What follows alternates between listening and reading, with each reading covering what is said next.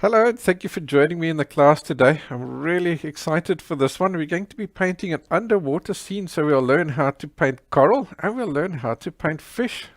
Nice, interesting class, something different. So let me show you what the picture looks like that we're going to be working from, and then we'll do some planning from there.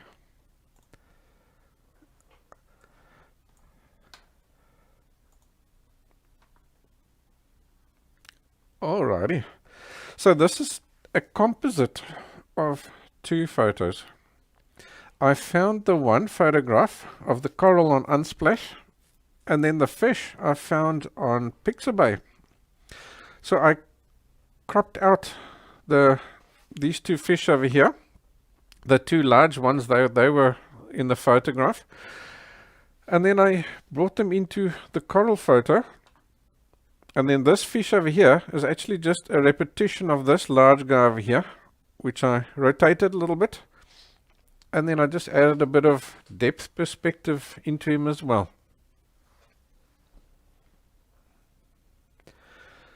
So that's given me an interesting and unique scene which we can paint today.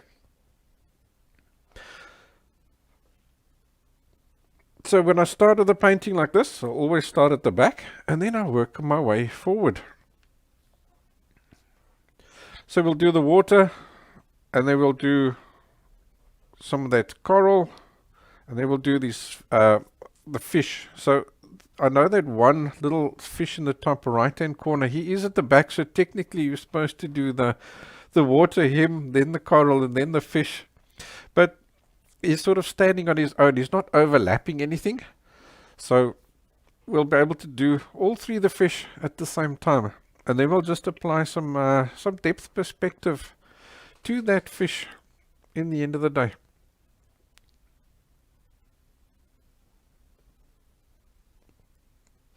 Diana, you couldn't purchase the class because it's a free class.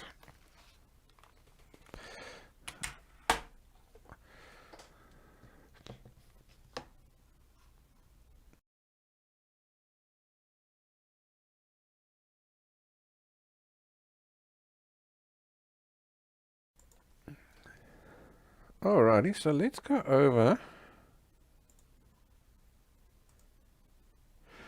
Let's go over to the canvas for a minute.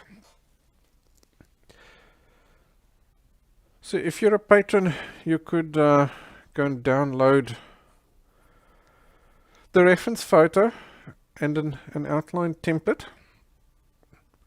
So I'm working on an 18 by 14 inch canvas, which is basically 46 by 36 centimeters. So I've printed this out and just tiled the pages together from the template, and then I've just gone and transferred the main outlines. So all this here is pretty complicated and complex, eh? So I haven't gone and tried to sketch all of that out.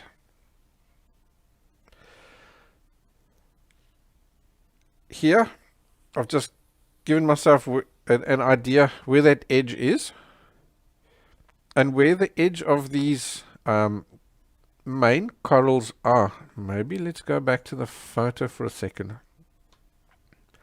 So I've given myself this edge over here, an idea of where that is. I sketched a few little rough lines for that, and then there, here at the bottom, I didn't quite like all this being so really bright, because we've got the bright fish. We need something to contrast against it, and you can see how nicely the water contrasts against the fish over here. So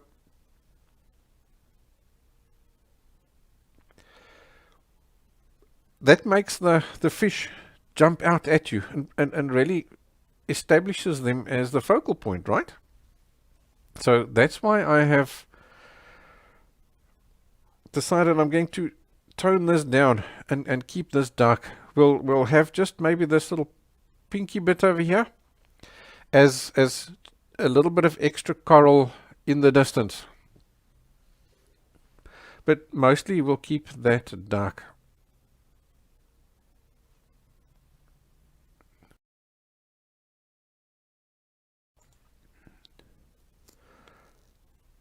So what makes this photo really cool is that we're actually working with split complementaries. Maybe I can show that to you over.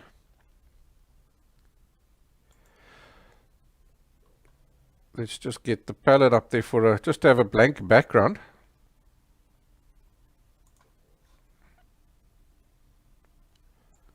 And we'll pop the photo down in the corner. And let's get the color bust up here so we can see the color wheel. So take a look over here. We've got like yellowy oranges. We've got some maroons. And then we've got some blues. So you've got there, there, and there. So it's not directly opposite. We haven't got purples or violets, but we've got blues and we've got maroons. And then the yellow-orange opposite it. So that's, we know opposite colors make each other look really vibrant, right? So using the split complementaries, it just adds you an extra color that you can work with. So it adds an extra depth of color that you can add to your artwork. So it's quite a handy way of creating really vibrant paintings. Alright, so we're going to start here with the background. So we need to mix up that blue. So what I've got here is some French ultramarine.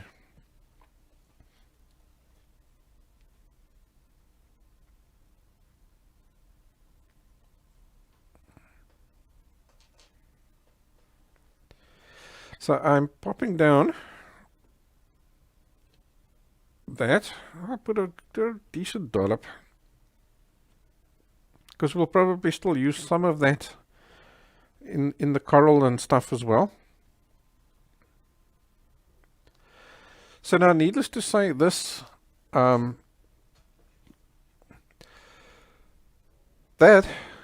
is not the same as the blue inside the photo, right? So we're going to have to modify that a little bit. It seems to be a little bit duller. So I think what I'm going to do is let's dull that down with some Paynes grey. So Paynes grey is a blue-black.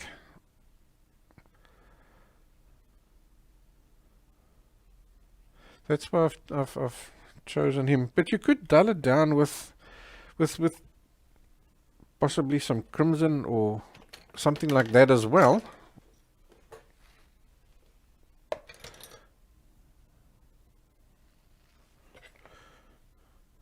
Alright, so let's put a decent dollop down there, and let's get some of this.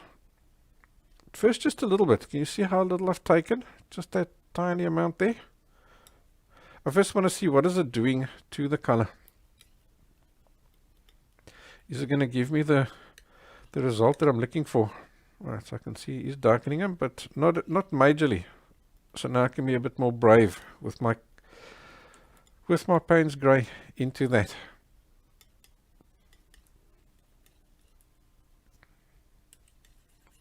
And as I do this, I'm comparing this color that I'm getting now with what I'm seeing on the screen.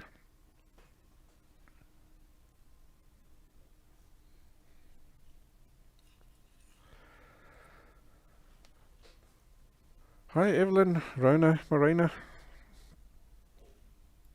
Appreciate all you new guys. Nice to see you hopping here with us today.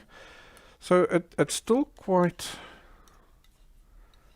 vibrant. Where if I'm looking at the color on the screen, it's similar, but it seems to be a little bit greener. So what I do is I spread the paint out like this, and can you see what can I point with? Let's point with that. You should stand out. Can you see here between the white of the palette and the thick paint? There's like a little bit of a no man's land. That there is the color that it's going to look like when I paint it onto the canvas. So I'm comparing that color there with what I'm seeing on the photo, and what I'm seeing on the photo is a little bit more turquoisey. So that tells me it needs to be a bit more green. So to green that up, let's add a bit of cadmium yellow into it. Let's maybe put that yellow away from that black. I like to keep the darker colors one side and the lighter colors one side, so that if they do, so they don't accidentally mix.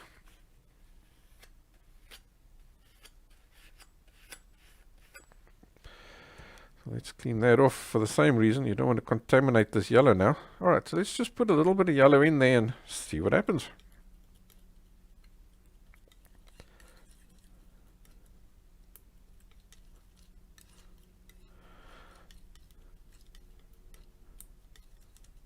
Yeah, there we go. He's definitely turquoised that up now. Alright, so now we know the ratios, so quickly mix up some more to make sure we've got enough. Well, they have a bit too much and a little bit too little. I don't know about you, I hate mixing more colors. I'd rather mix too much. Not that it's an issue. I mean, now that you know the ratios of what you've used, it's quick and easy to mix a color again.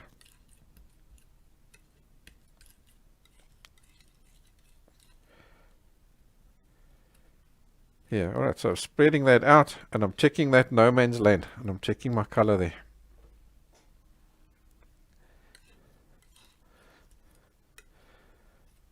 Yeah, I think that's fine. If we find it needs to go a little bit lighter, then we can do that. So let's get some white down there because it will need to go lighter. I think I'll put a decent dollop of white down there because we're going to be using that all over the show. To get a bit of white into that as a test, just to see. Okay, so it's still quite like a bluey grey, eh? Let's get some touch of yellow into that. Test the colors.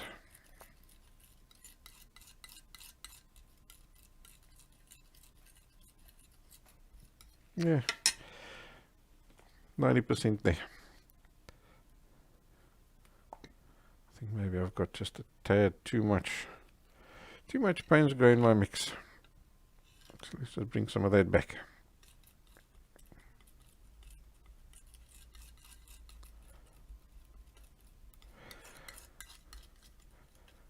Yeah, there we go. Fabulous. Let's start painting.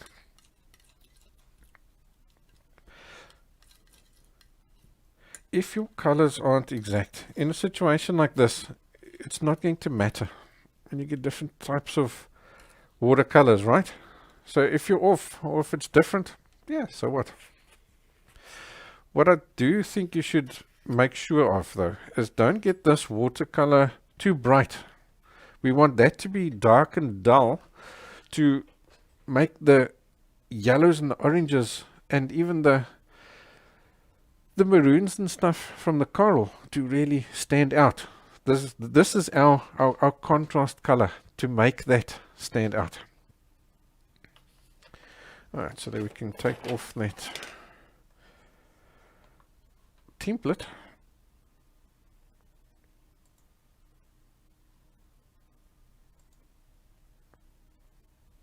And let's head over to the canvas. So at this stage you may not be able to see it perfectly, but I've got a little line running down there for the edge of the coral, and then I've got the fish. Those ones you can see nicely.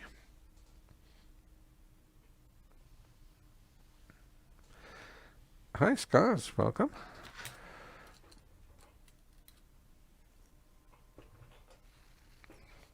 Alrighty, so I think I'll just use a decent size.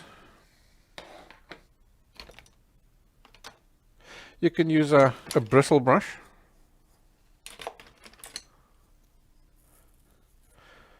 So something like this. Something that hasn't got too soft hairs.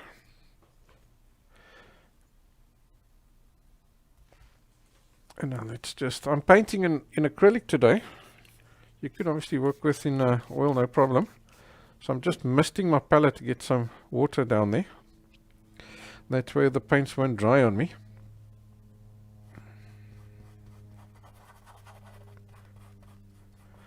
And let's start blocking this in. So I'm going to start at the top, because you can see it's dark at the top.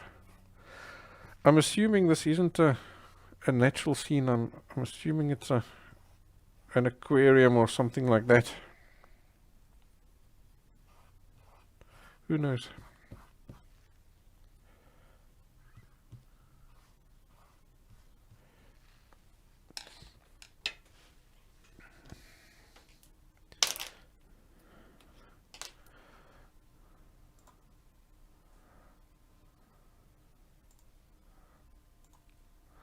So I just want to go to there for a second. I forgot to stick my canvas down so that it doesn't accidentally move. I want to quickly do that. Otherwise, while I'm painting, I have to keep holding it. So this is just a bit of blue tack that I put on the corners.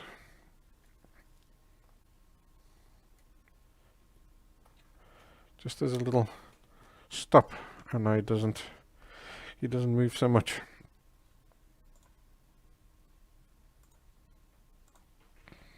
There we go.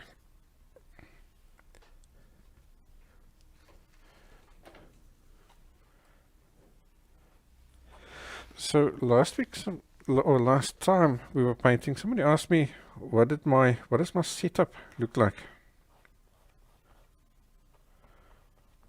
Here what I'm painting. So I did put a photo inside the replay. But I think let me quickly show you what my setup looks like. So it is always interesting to see how other people have themselves set up. So we'll just take a few seconds doing that.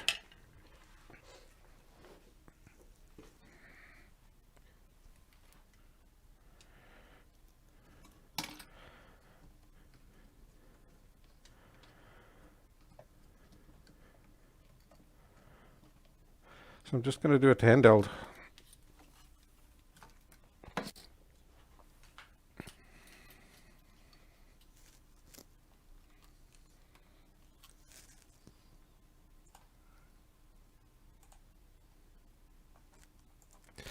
Let's go over to this camera over here.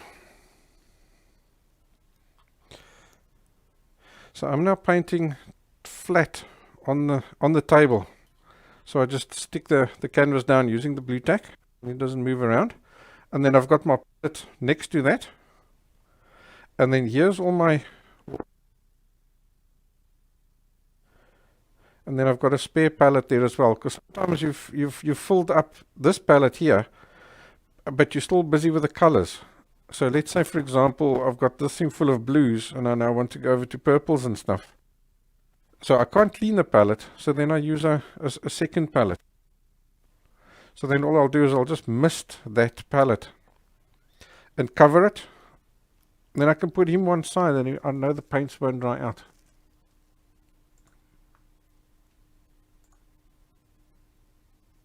Alright, let's go back to there. So the main thing with the layout is just that you've got everything within easy reach. And then obviously now something I don't have coffee on me today. So it's something I didn't mention is that if you do have coffee, then you put that, like all my water is on the left hand side, I put my coffee on the right hand side, so that I don't accidentally wash my brush in the coffee. Alright, so as we come down here, we want to slowly start lightening things up.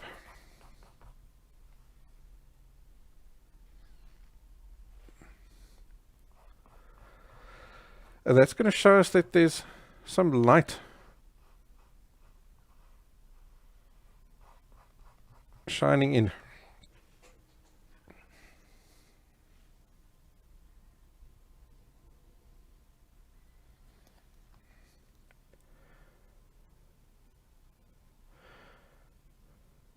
So if you want to, you could easily mask off these fish. I haven't bothered today.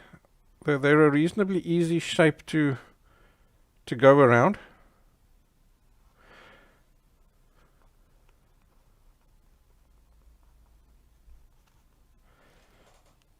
So as we darken up, or as we lighten up, sorry, I'm going to just run it along here in like sort of strips, and then just blend those strips into each other.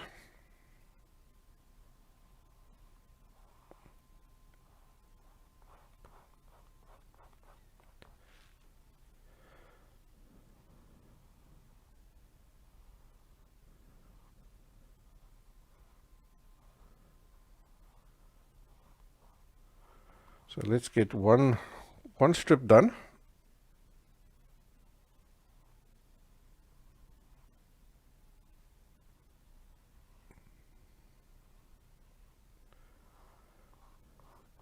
Something like that, just a horizontal strip across there like that.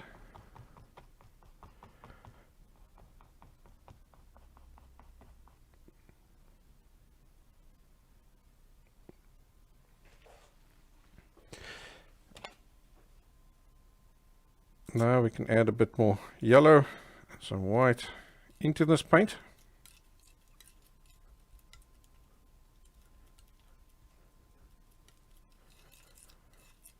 Not too much contrast. You must be able to see that there's a difference. Let me just go over to the palette. Let's add him in there.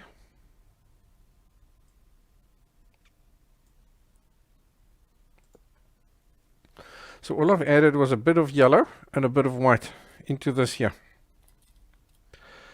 So I'm checking that there's my original color and here's my new mixed color. Just making sure that there's at least 2 to 3 shades difference. Because if there isn't, you're not going to see it when you put it down on the palette. So if there's a good distinct difference there, then we know we'll be alright. And I will get this in here with another little parallel line.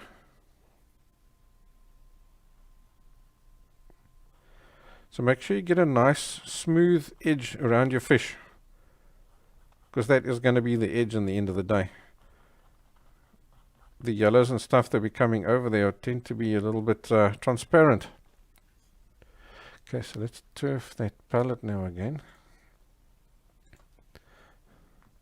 So as I've put this in, straight away I'm going to go and blend that, because this here may even have dried already, being acrylics. So before this color dries, I'm going to take it and I'm going to just gently blend it up into that color over there. So if this color is still wet, it becomes a shading. If it's dry, then it becomes a glaze. And I'm just glazing this lighter color over it. Either way, it's giving me a shading. And being water moves. It doesn't have to be perfect. Because the water moves, you get all those different little shades and reflections in the water. If you look carefully on the photo, you'll see there's actually little things inside the water that are reflecting. Little sparkly bits.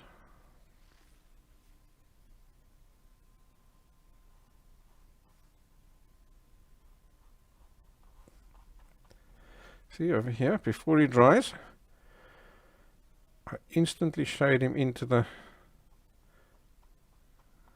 color above it. Just in one continuous movement like that, and just like that, it's done. Nice, quick and easy shading there.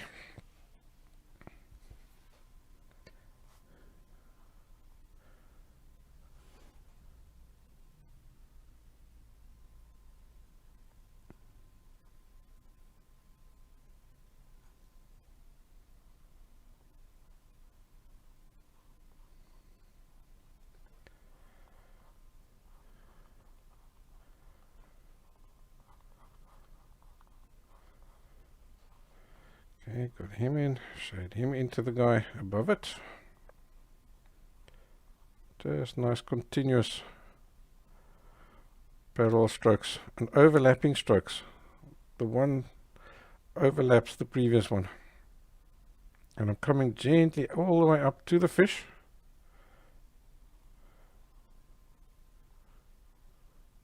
So when you're shading like this, let's say you've ended over there, you can't now suddenly come down to here, you've got to gradually go back down again. Because otherwise you suddenly take some of that dark and you put it into the light. Or if you take some of the light and you put it into the dark, and then you have to start shading again, and then what happens? All this becomes one mid-tone color. So if you start at the bottom, you go to the top, you can't just come down again, you have to gradually come back down again, like that. Alrighty, let's go one lighter. Starting to get a little bit of a glow there already. Yeah, I quite like that. It's going to look great. Okay, so let's just bring up the palette.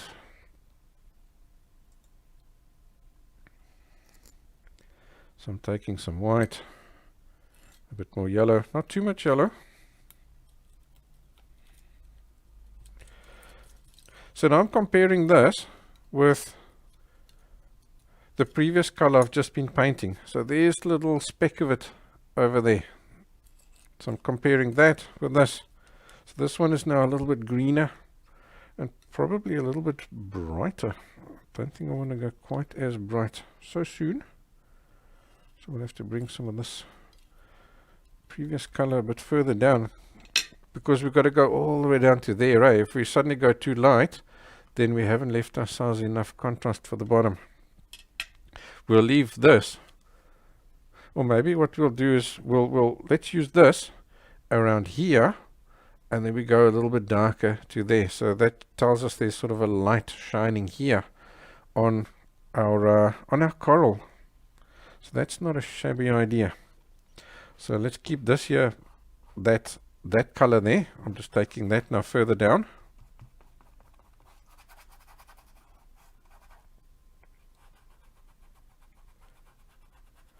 And those are often the kind of decisions you make while you're painting.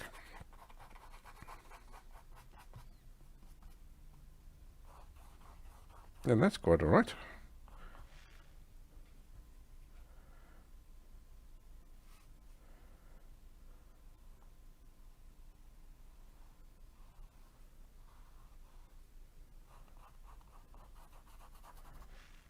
Sometimes when you plan a painting like this, you start off, initially it seems like a good idea, and then maybe as you progress, you realize, but something is not working. Then go ahead and change it. Especially with acrylics, it's super easy because you just zap it with a hairdryer and you paint straight over it.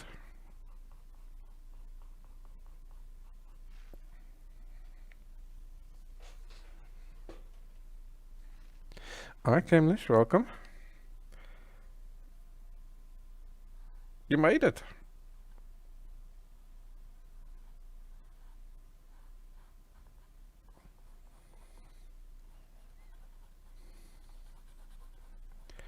Yeah, that's cool. So it's changed from a horizontal shading to a diagonal shading.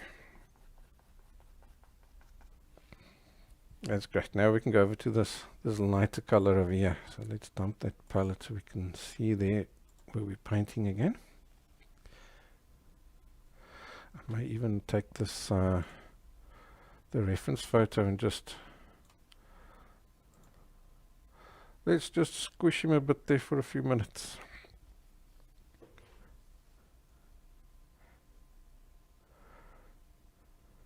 Alright, so here, can you see on the reference photo we've got that lighter coral over there? So here, in between the fish and that coral, there's a bit of water shining through there.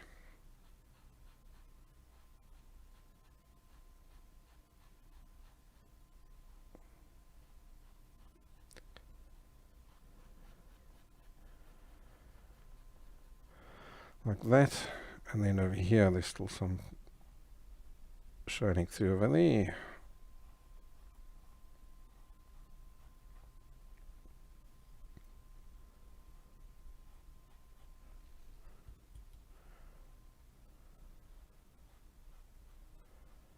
So let's block that in and then shade it into the color above it, same as before. But this time I'm going to do it a little bit more diagonally.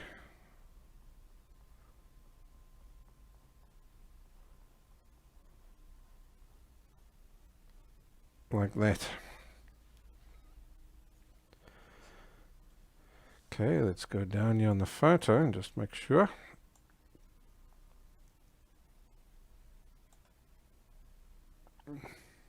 Yeah, it should be cool. Okay, so we'll come down here. And let's block in this bottom bit. So as I said before, I'm going to take this a little bit further than what it needs to be. Let's maybe just go to the wide view for a second. Here at the bottom, I've taken away some of this light to get it a bit darker.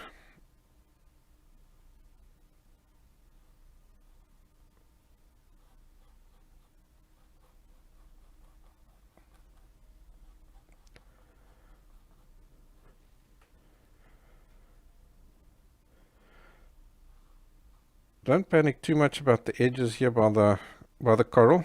If you go over those lines, it's not a problem. The coral's very organic. You can have lots of random shapes. Yeah, looking at the wider view, we can see this is it's a nice dark, deep color that's going to make these fish stand out beautifully. So I'm making sure to get a nice sharp edge. Can you see how nicely outlined the fish are?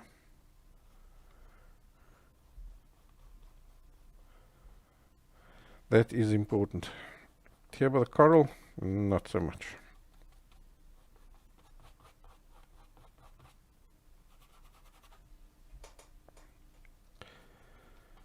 Alright, let's get all this blocked in.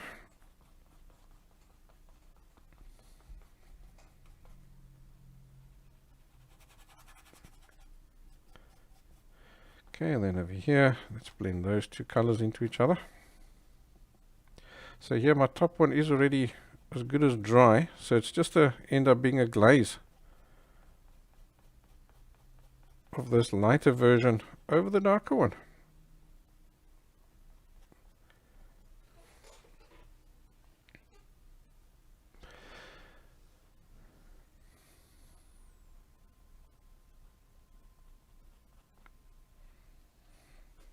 Yeah, that's all cool for now. Alright, let's maybe add some of those little sparkly bits. Let's go to here and you can see what I mean.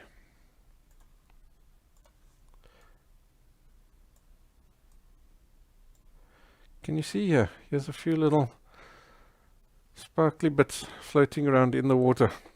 So I'm going to wash my brush.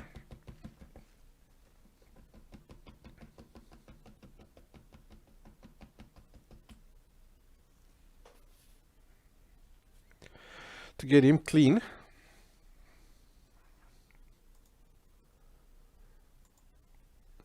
So those sparkly bits aren't white or anything, it's just a lighter version of this.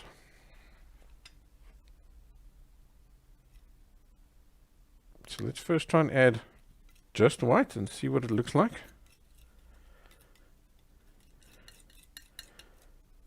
Maybe just a touch of yellow just to keep it warm.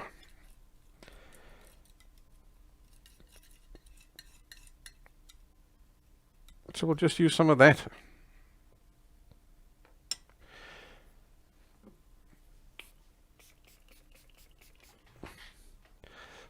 So for that, I'm going to take quite a lot of water, just put it down there, work my brush into that. So my brush is essentially now full of water. You could just as well have dipped it in the water as well. And now work it into here. So we've got, in other words, really watery paint inside this brush. But I'm not loading it up a ton. I first want to see what is the splatter going to do.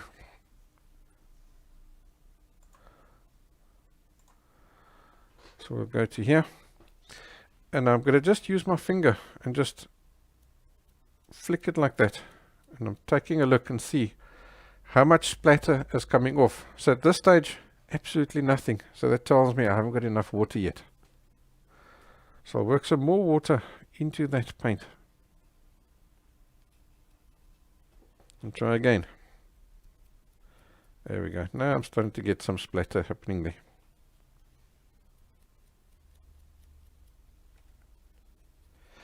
The more water you add, the bigger these dots are going to be. And I'm not going to overdo it. Remember, it's not stars, it's just a little bit of floaties. I don't know what it is, maybe just some impurities in the water, and that's fine, it's enough.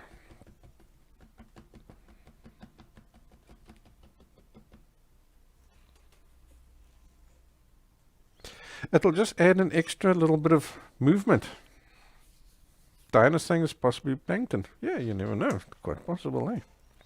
Alright, so now this here, I'm going to just give it a quick blast with a hairdryer. It doesn't really need to be, because we've got a good separation between this and this. So we could easily avoid it. But I'm just going to, for safety's sake, give him a quick zap with a hairdryer.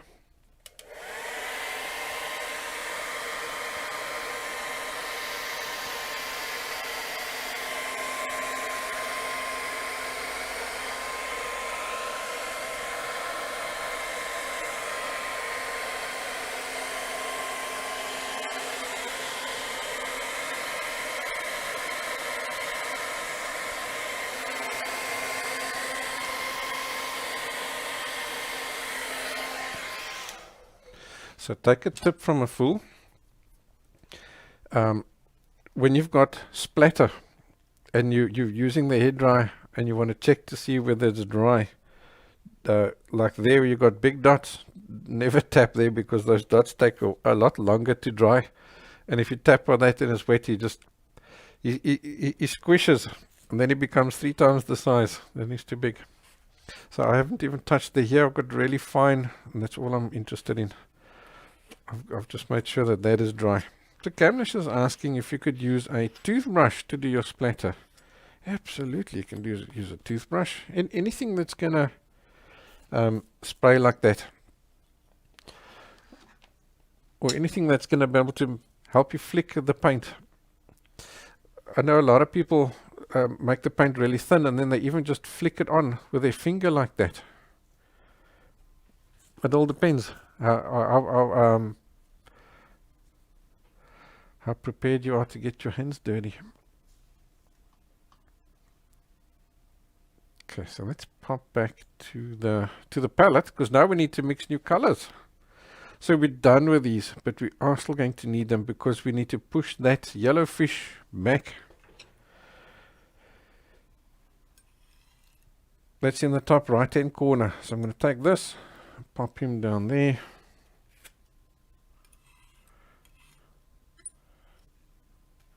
In other words, I'm just stashing these colors. You could even put them on a separate palette.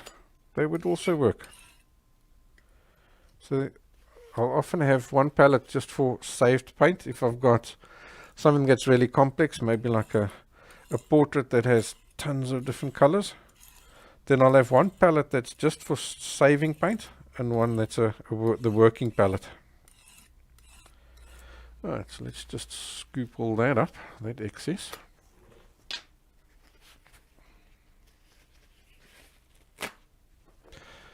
So here's all that paint that I've been wiping off on my paper towel, right? So I'm just going to fold this up, dip it in just one corner in the water, just to get some moisture on it. And now I'm going to dissolve all that.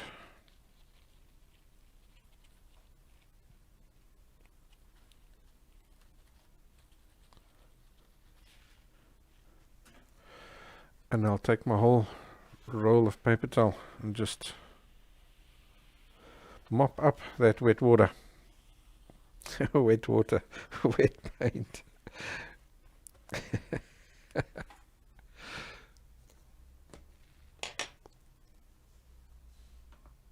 Alrighty, let's get a photo up there so we can reference from. Let's see, what do we have to mix here? So we've got quite a bit of maroons.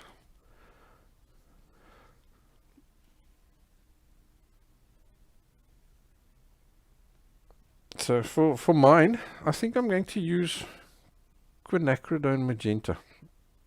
I think any kind of magenta is going to give you close to that top left-hand color.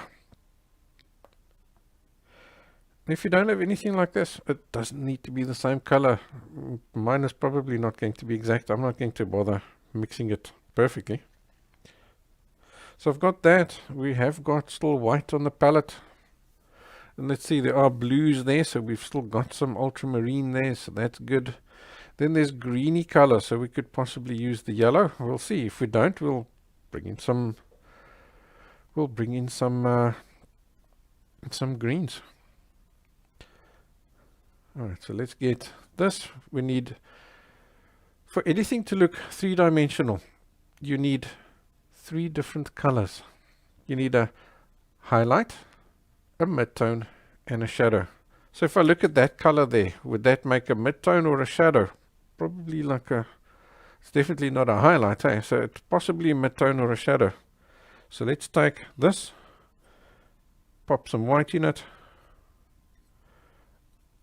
and let's see how we can make a highlight. Often you can get away with just adding white to it,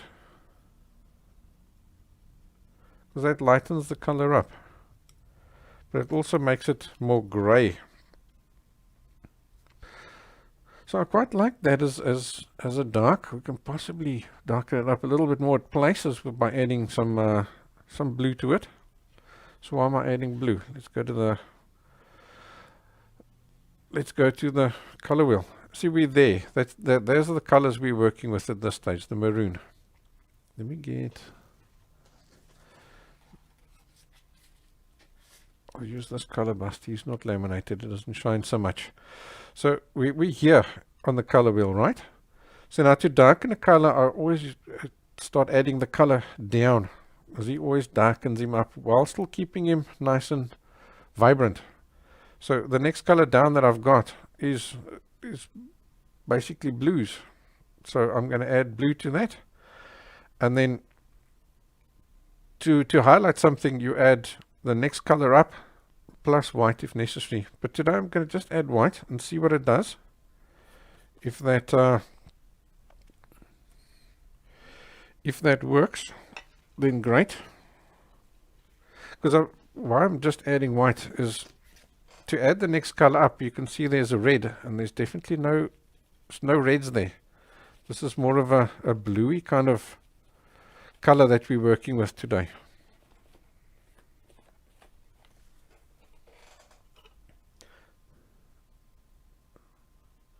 So let's add a bit more white into that.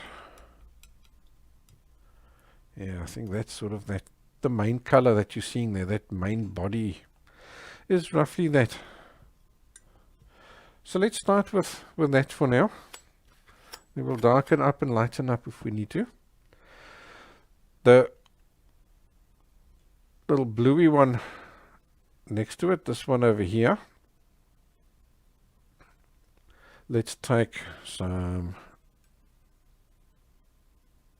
ultramarine. I don't need too much of it. It's just a little bit on the canvas there, eh?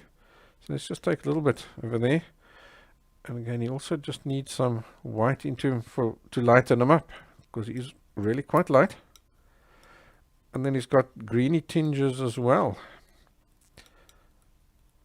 So let's use that there as the darkest. I'll add a bit more white into it for a lighter version.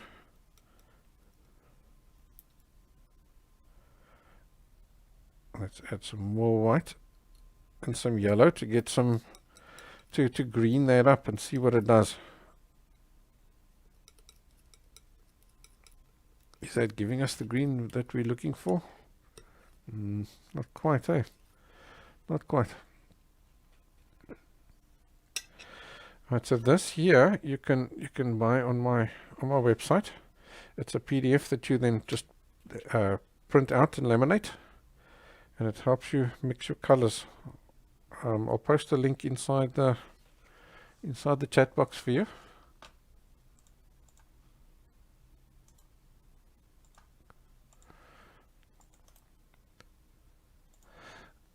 It's really handy. So there's the link to that. Again,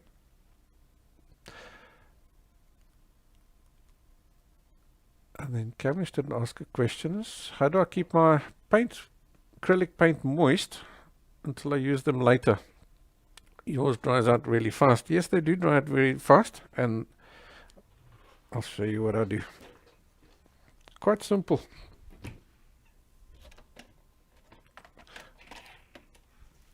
Just getting it out the cupboard.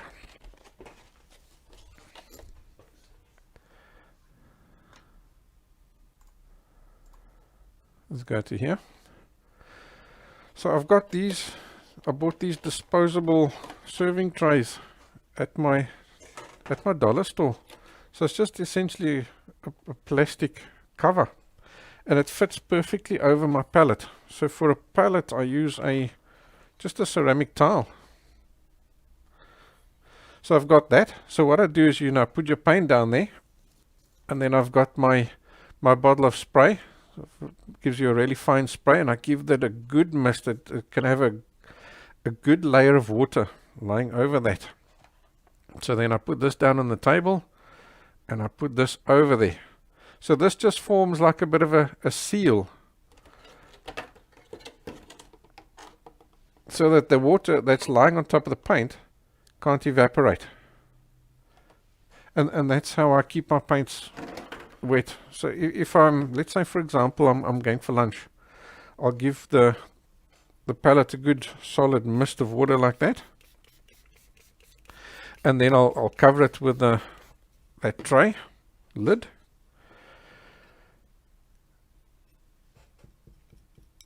and off I go. I'll go and have my lunch, and after lunch, or let's say for example I'm going out for a day. After that, I have to go out and do something else. Then after lunch I'll come back and I'll just mist that palette again. Make sure that that water hasn't evaporated. See, if it has, I'll give it another mist. But I can easily leave my acrylic palette overnight like that. Alright, so yeah, that's giving us sort of that color. I think I'll need a bit more green into that. So it's not anywhere near that green we got there, but I'm happy with that. It's close enough.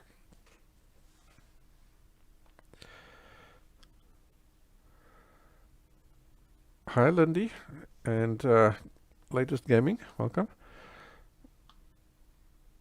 So Diana's saying it's a supermarket bakery plastic lid. Yes, yeah. I just went to the dollar store and I wandered around there and to see what would cover, what's bigger than my palette. that would make a lid for it. I'm sure you could even use just some aluminium foil. Alrighty, let's paint some corals. So I'll start at the top here, then we'll work our way down.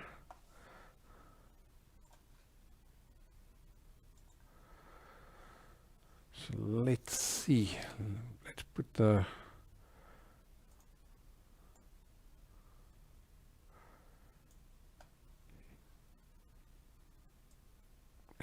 reference photo down in that corner there.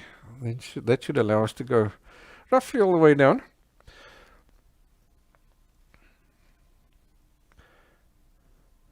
Okay, so for now I'm going to start with this. Where can we put the palette down?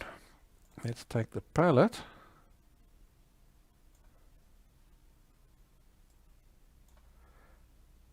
And we'll get him down over there. So I'll start with this color over here.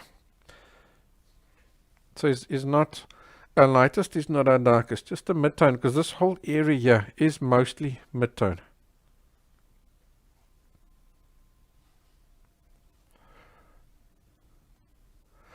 Just scroll up, Francetta, for that link. It's 1, 2, 3, 4, 5 up in the chat box. Is the link to the color buster.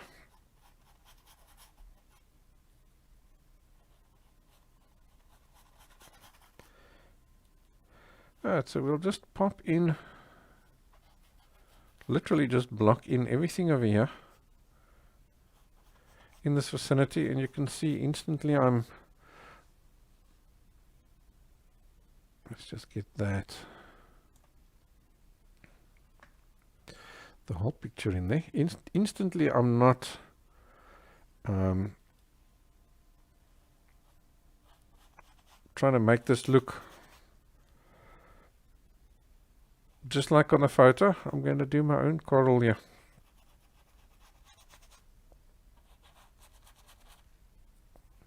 I'm going to just use this coral that's on the photo as a starting point, or as a inspiration. It's just simply too complicated to copy exact. It's going to take you hours and hours and hours to try and get it exact, and it's not necessary. As long as you can get the effect, that's fine.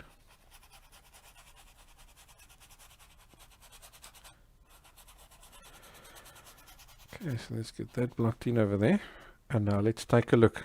There's stuff that is receding into the distance. Francetta, did you find the link? If not, just let me know. So to get that to recede into the distance, can you see its edges are soft? So I'm going to just get rid of all this excess paint until there's almost nothing left. Can you see there? Just that tiny, tiny, tiny amount left on the brush.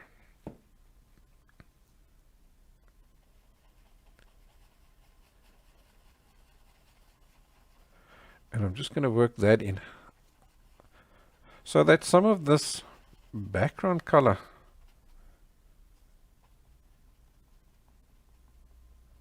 the watercolor is shining through, and that's going to make it look like that's receding out into the distance there, like that. So I am also just adding a bit of extra, like there. You see you've got still a sharp edge where the blue and the pink meet.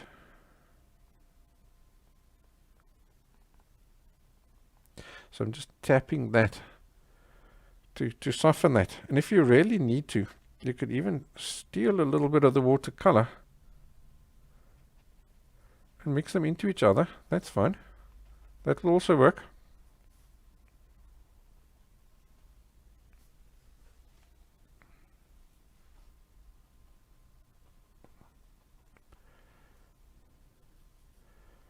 You can take that into there like that.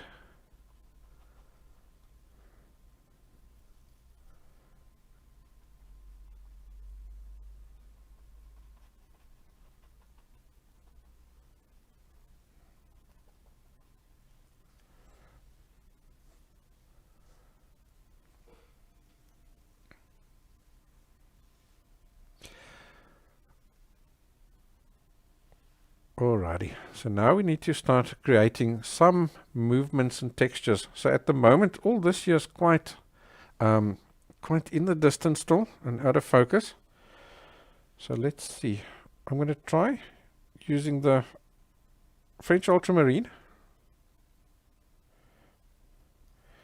into that, and let's see what kind of a color does it give us. Yeah, it gives us a nice little purple. Look at that. And that is roughly what we see here in these ducks. So that's great. So let's see, there's a bit of purple happening over there. So don't worry if this paint dries, it doesn't matter. If it doesn't mix, then we just work with glazes. There's a soft edge. So I'm going to just smudge that paint around there, just to soften that edge so that it's not a hard line.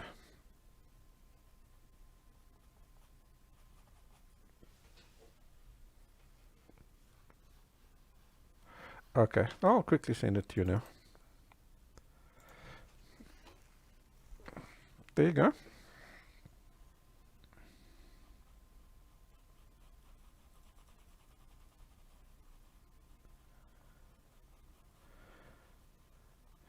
Get that edge soft. So while we're at it, we may as well just continue all the way around, and soften this whole edge here.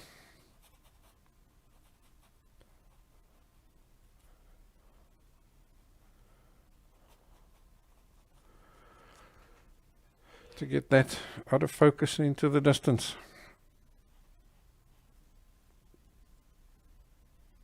Okay, so there's that. Let's see, around here somewhere there's a little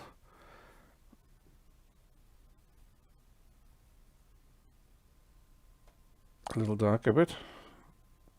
So let's see, maybe if this ultramarine doesn't get us dark enough, maybe that Paynes grey will get us darker. It does seem to.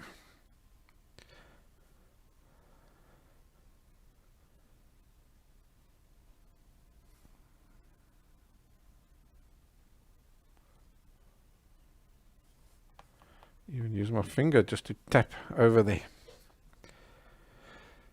Okay, let's see in this vicinity over here, there's some really darks. So I'm going to even start straight off with some Paynes grey.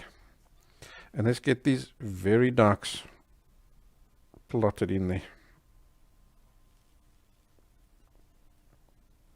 There's things doing that. Here's a few little shapes doing this.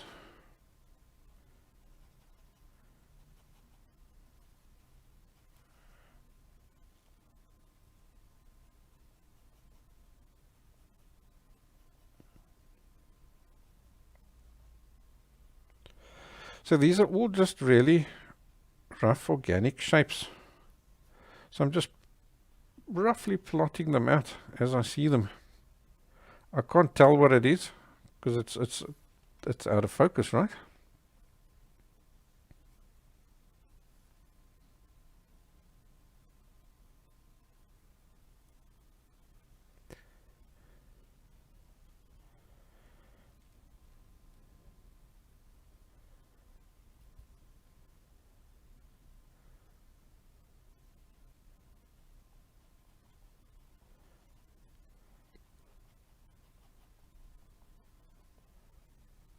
So I'm just putting them down and sort of softening the edges.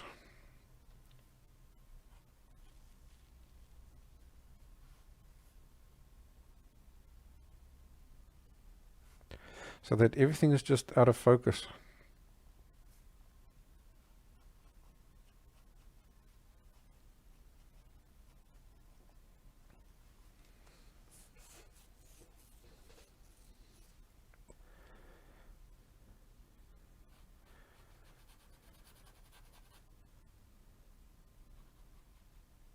So as I do this, I want you to try and see what I'm seeing, and see if you can figure out where I'm looking at as I work, so that you can also visualize what I'm seeing, because you know that's sort of the important thing at the end of the day. Hey, if you're doing something like this, is to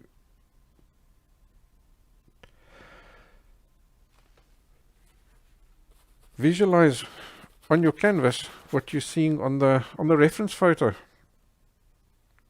So like here's an area, and can you see it's really well faded on those edges. There's absolutely nothing in focus. It's just a random shape like that. Everything is just random shapes with soft edges.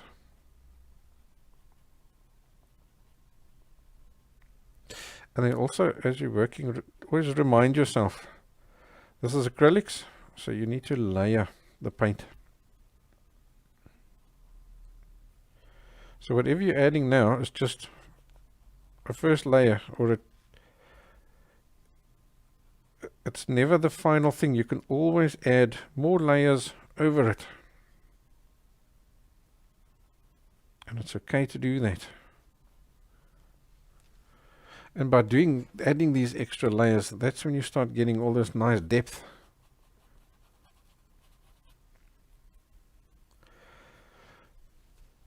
Because the paints don't they don't mix and blend as nice as oils do. That's why the layers are so important.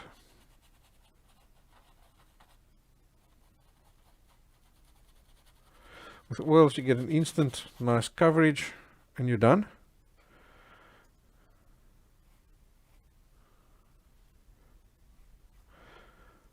With acrylics you've got to add several layers to get that nice coverage.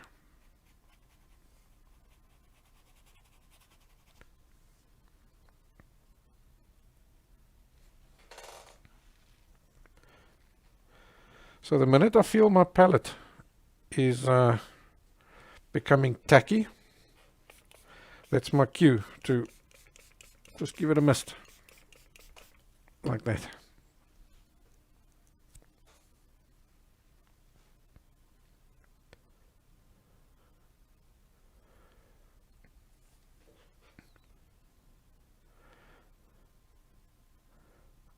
Alrighty, are you starting to visualize the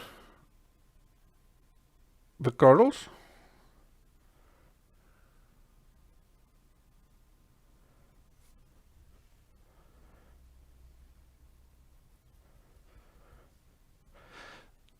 So now I'm just going to go ahead and just darken up a few places and so on, just to add extra depth.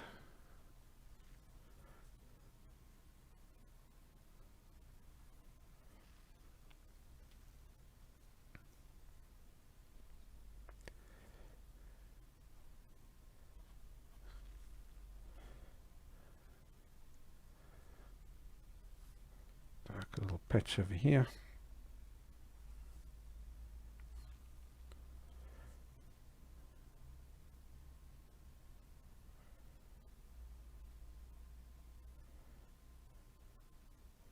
So that's cool. It's all with just with one brush.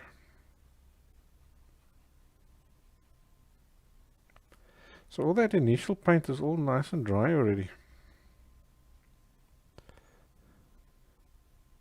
which is now making it easier for me to add little finer colors and so on. For example here, because this is now all dry, I can come over here and glaze that and soften it if I want to. Or adjust its shape and so on.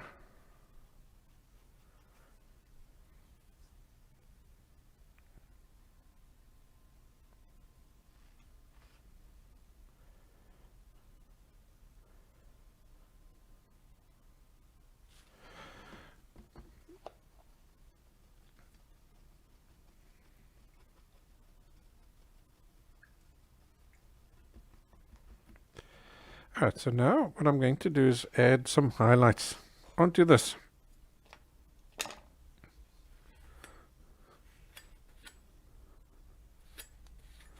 So let's take crimson, or magenta, sorry. Add some white, but more white than there.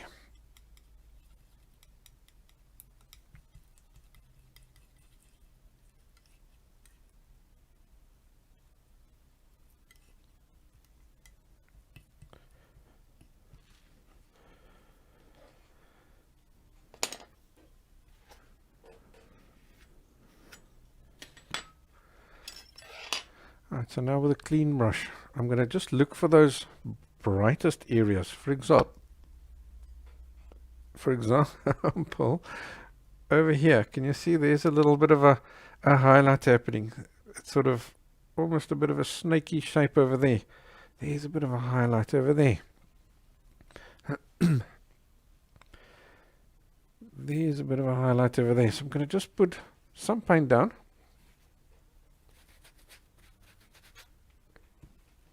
May even go over to a smaller brush for this. Maybe just a little round brush like this, so that we don't end up adding too much paint instantly.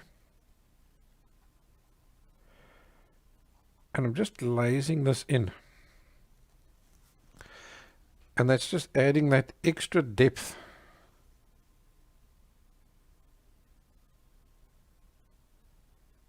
Remember, we need 3 colors for 3D. So here's your third color.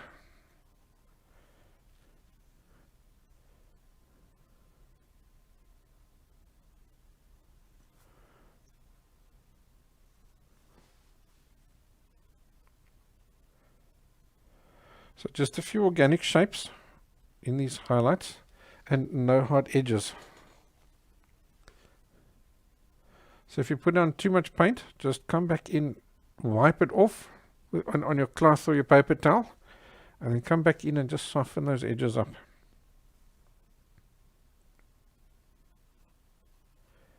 Alright, let's add this little snake shape in over there.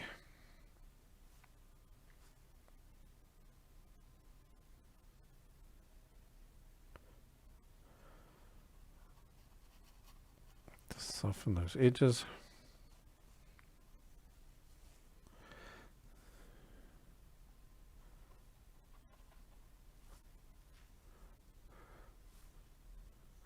With acrylic, I'm also always reminding myself that what I'm painting now, it looks too bright. It is going to darken up. So I'm always reminding myself to come back and check it. There's just a speck of light over there as well. Maybe that little piece is pointing a bit more towards us.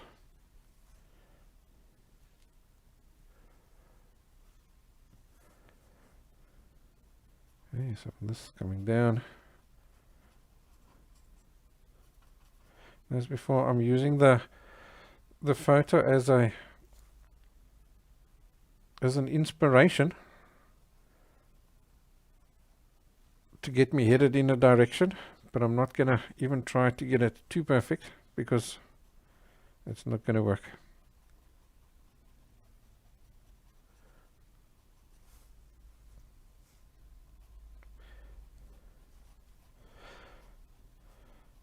So you must think to yourself as you add these little highlights in that these are the pieces that are sticking up.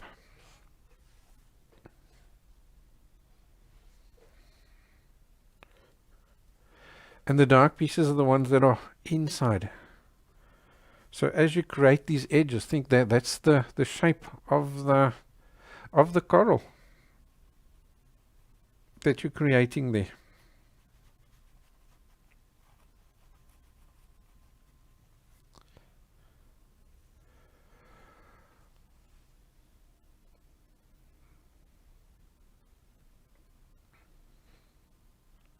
So Marie's saying she was lucky enough to go and snorkel in Mexico and see beautiful, vibrant fish like this.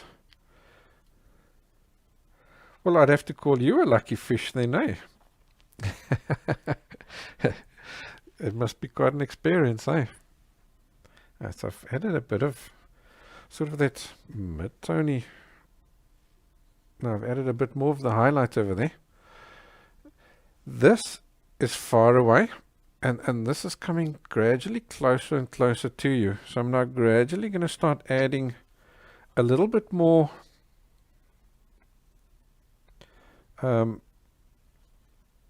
vibrant colors and a little bit more distinct shapes and things. So while I've got this small brush here, I'm going to look for places where I can add just some extra details.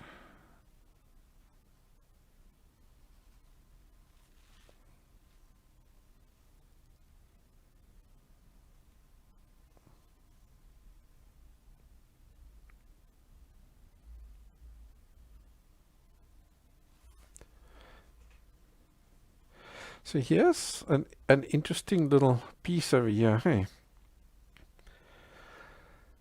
So let's add that in. Why not? Just because we can.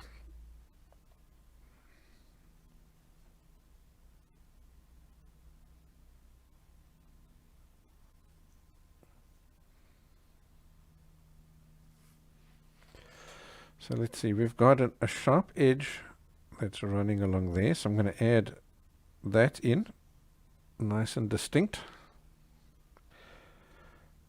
And then the darkest color in that area is this little piece of coral. It must be a different type of coral that's over there, right? So I'm just adding that over there. Maybe I can... Oh, you know what? I'm not going to zoom in. We're going to do more of it over here. So I'm just going to quickly whack that in. So I'm just going to stick with this brush. Now I've thinned down the paint a little bit. I'm just using a contrasting color, a darker one. Make sure the brush is in a nice round point. And I'm just going to add a few little dabs and dots and dashes to create some texture down there.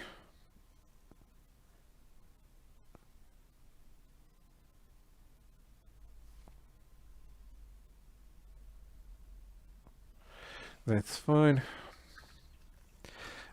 And now we need something that's much brighter.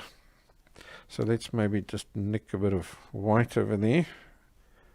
Work it into this pink with a bit of yellow. It does seem to be a bit more yellowy. Yeah, something like that. Okay, again, let's get some water into that. It must be thin so that you can just touch the brush onto the canvas and the paint comes off. Because all that is now still wet, right? So to get paint to come off and sit on top of that wet paint, you need wetter paint.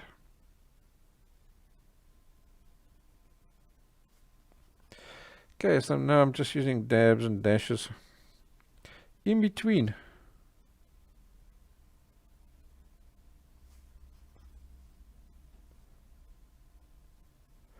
In other words, I'm not covering up those dark ones that I did, because those dark ones give you the depth.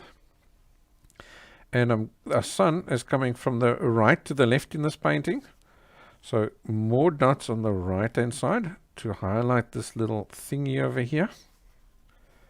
And then as we come down over here, that's fine. You'll just gradually disappear on us. Less and less dots. And there we go. There's that sorted. Okay, and while I've got the small brush, TNT is asking, does it matter what brush you use? In a sense, yes. You don't have to use the exact same brush that I'm using. For example, I'm using this guy over here, which is quite a large, fine round. You could just as well have used maybe that fine round, or you could have used maybe a rigger brush. Something like this. You know, it would have done the same. It would have done the same thing. All you're looking for is that sharp tip. When you're blocking in, you know, I've now used this guy, which is roughly I would say a 1/2 inch bristle brush. You could just as well have used something like that, which has got some softer bristles, but it's a bright brush. As long as you've got that, the relative size.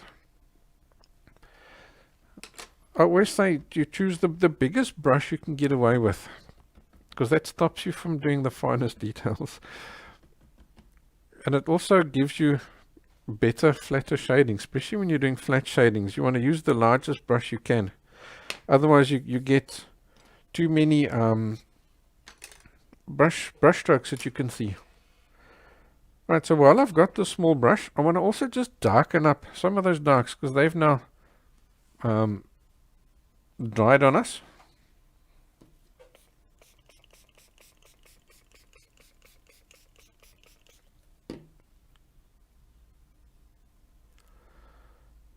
So now these really dark darks will sit nicely down here. And this is all just glazes.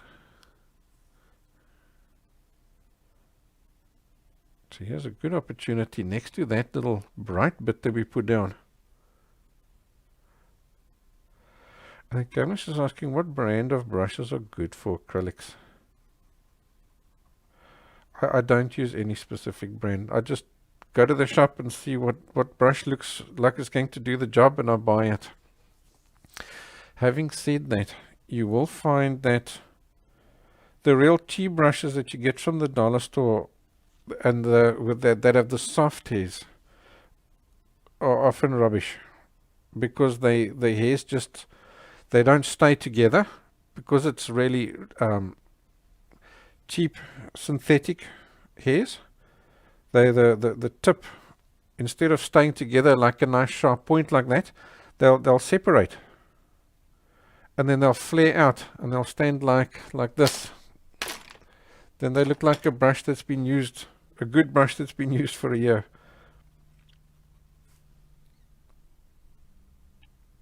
Or the hair is just quite simply too soft. They can't handle any kind of pressure. Right, so can you see, like here, that's quite a big area. So that tells you there's depth there, right? So I'm going to build up on that shading by just darkening up the inside bit. And that's just adding extra depth. And I'm not even necessarily adding it in with shadings, just with a few little taps and so on. There, can you see there? There's depth over there. Things are going in here.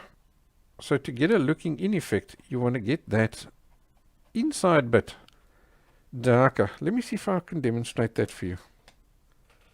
If I hold my hands like this, can you see inside there in that depth? Not as much light is getting in there. So here it's lighter, there it's darker.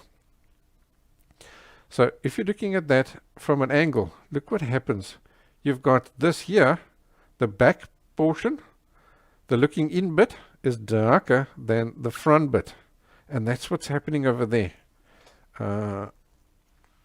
Maybe we can do that with a piece of paper as well, and we don't have all those different colors in my hand to contend with. Okay, so let's take a piece of paper and fold it over. Can you see the front bit is lighter and the dark bit, or the back bit, is darker? And now you've got that looking in effect over there.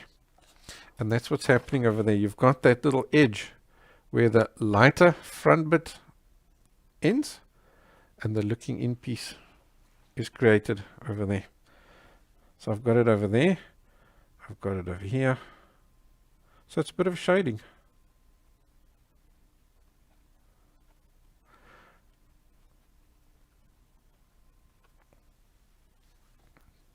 And look there, so he's now in front of him, he's in front of him, and so on.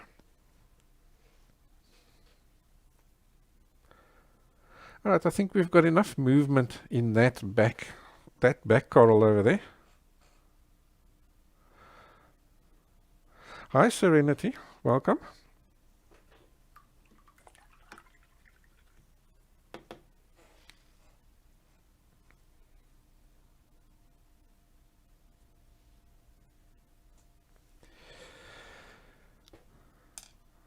Alright, so let's work our way forward. Let's tackle that guy over there. That's those blues that we've now already mixed, hey? So let's see, what is our... I'm going to just use a mid-tony color over there. So let's maybe take this blue over here.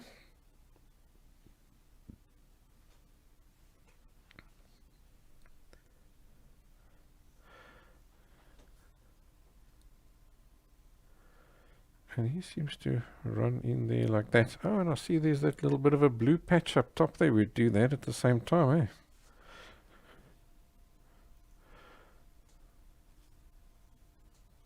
So I'm just judging it. It's sort of from that fish's mouth over there. And then here's a few little humps and bumps and things. I'll see if I can get it humpy and humps and bumps over there.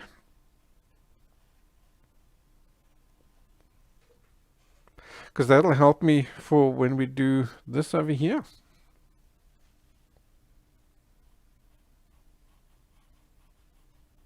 then you've already got some kind of a silhouette to work from. Alright, let's get all this edged in there, nice and accurate here by the fish's silhouette.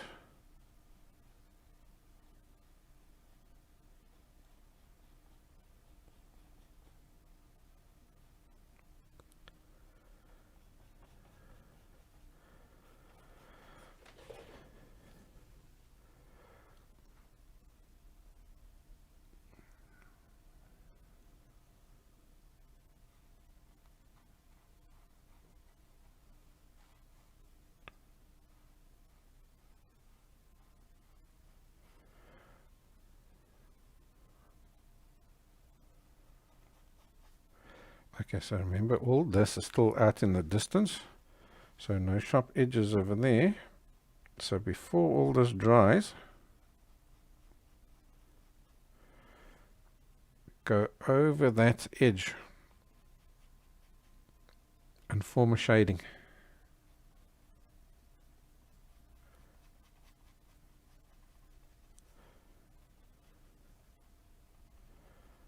And there by the sea, by the water itself.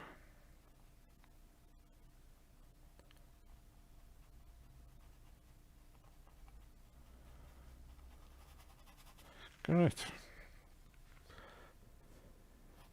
And over there, all this edge over here also needs to be soft, because this is also still out of focus coral.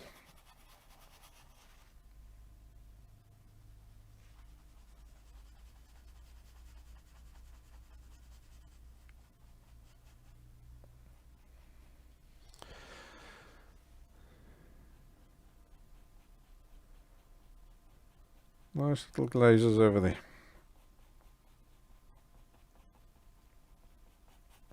Okay, that's cool.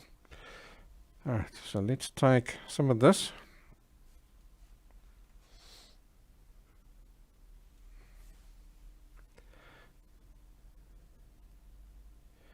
Yeah, I mean, there's nothing stopping you from now adding extra colors. Maybe even like a cerulean blue would work quite nicely for this, eh? Let's do that, why not?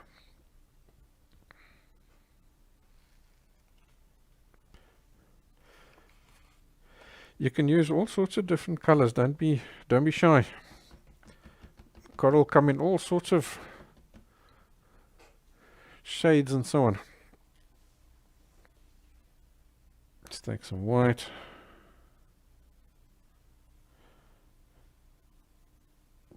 Pop some cerulean in there. It's not a bad color for that. I think the actual color there is probably more like a Taylor blue, to be honest. That's fine. Alright, so let's add that, just that little touch of blue. There's a bit of coral growing on this coral over here. So I'm going to just put a touch in there and just grab any other clean dry brush just to soften those edges. So I'm just going to gently tap it to get it out of focus.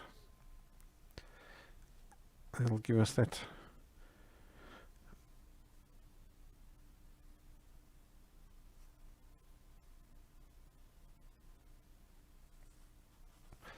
random little splash of color there. Looks quite nice, eh?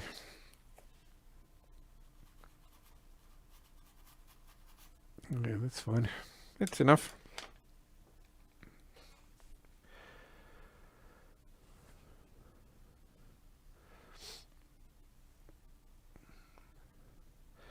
Okay, so now we need some really bright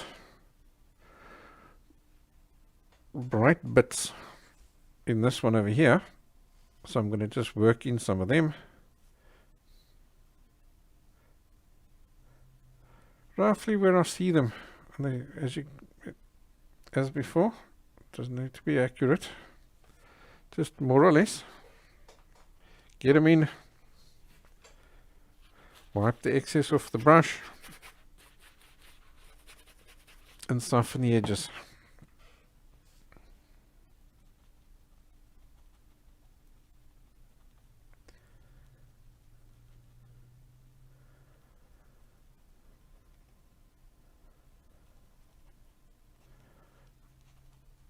And that way we push that out of focus.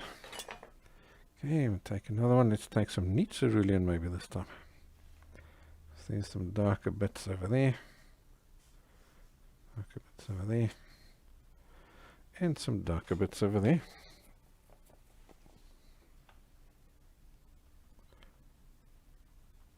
Soften those edges, and you can even use your finger for that.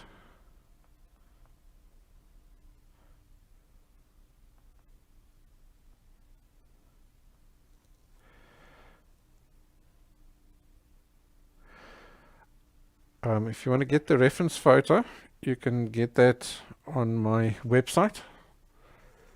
You do need to be a patron though. I'll quickly give you the link.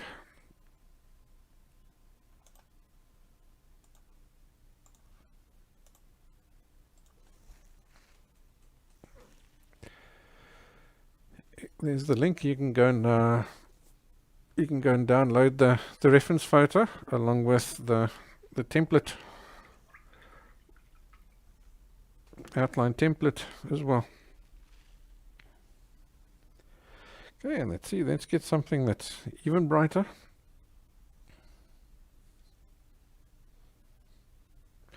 I'm going to not go too bright against that fish. I'm going to skip that highlight there. Let's pop that down. Let's pop some down over there.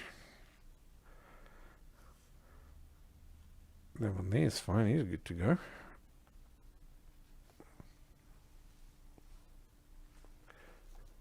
You're welcome, Adam.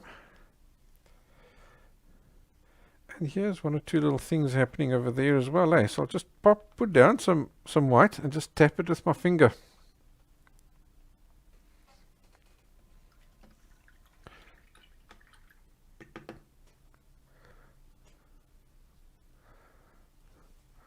Alrighty, so there's all that. You know what, I think I'm going to leave that sharp edge over there. He's good. But the rest I'm just tapping out. Because that's gonna, we've got two different types of corals here, right? So that is now just giving us a bit of an edge there. This here is all just variations inside the same coral. So that's why I'm happy to tap out all their, most of their details.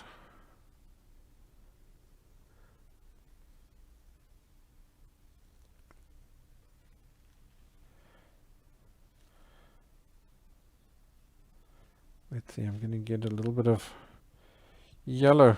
Oh, there is that green that we mixed already, eh? It's giving us the same color. Let's just get a bit of yellow, greeny kind of tinge inside this guy as well, to start adding the impression that there's other, same as what we had over there, there's these other corals happening in between this. Okay, so that's all cool.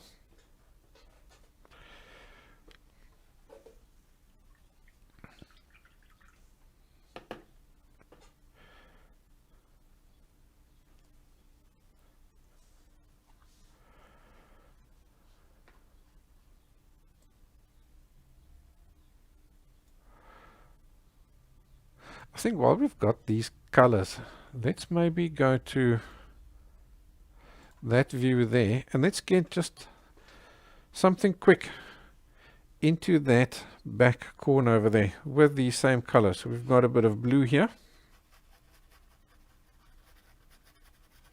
like that. I'm going to soften this edge to also just keep that out of focus. Really quick. This is in the corner, nobody's looking there, so we're not going to do too much effort.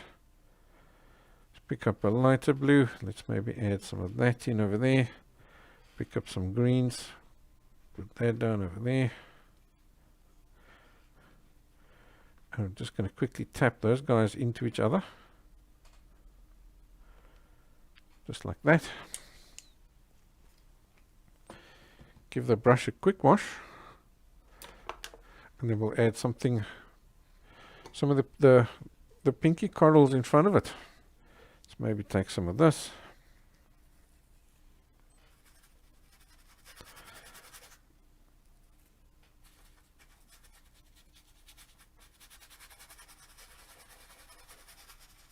Put that down there and give it an organic shape so that it's not a smooth edge.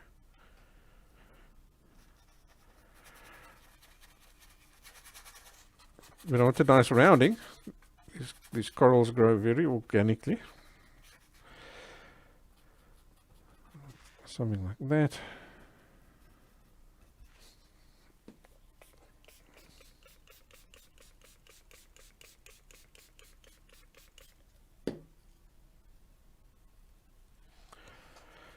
Let's add a few darks in over there.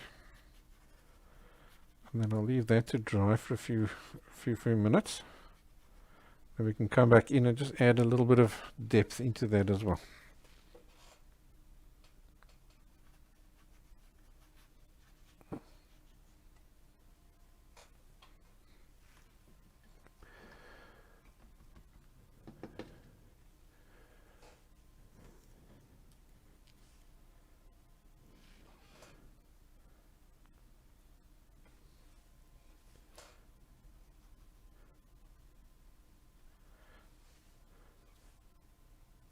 Okay, so I'm adding just a few little lighter bits as well, just for some contrast. I don't want anything too detailed here. The detail is going to end up here. Remember, here by our fish is everything is in focus. Everything away from the fish must be out of focus.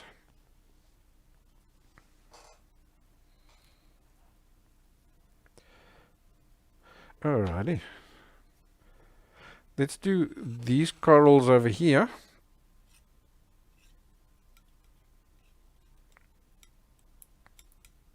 And then we'll stop with the corals. That'll be enough for you to be able to continue. And then we can do the fish. So I think I'll do one large fish and then the back one. And then that should be also enough for you to see what's going on over there. Alrighty, so for this one I think I'll start with quite a bit of this. And then the rest of those colors are either lighter or even well darker, almost kind of like a brown, eh? So, but this is the majority color. And I'm just going to block all of this in here. Maybe let's dial him down a bit so he's not competing too much with the guy above it. So I'm going to take a bit of yellow and work it into this.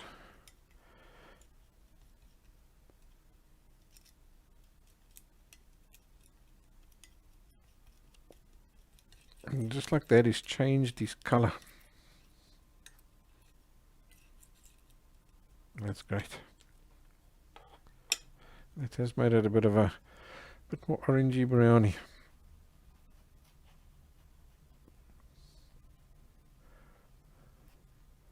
Okay, so now I'm concentrating on getting the silhouette right over here. This is now more in focus. So now we do need to work with a bit more detail. Let me adjust to one camera, then we can get a closer view of that.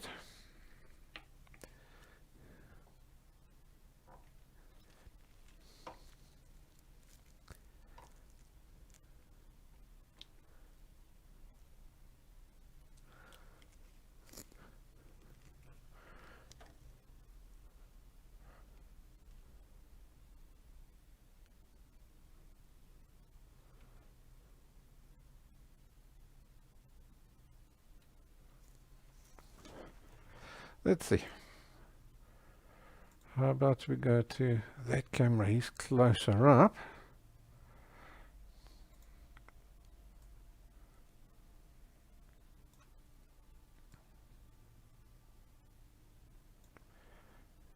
And then we'll just make our references smaller.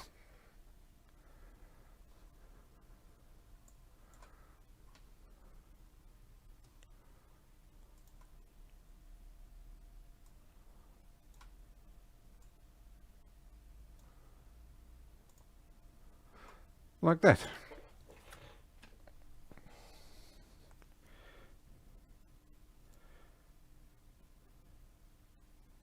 Okay, so here I am now getting a sharper edge.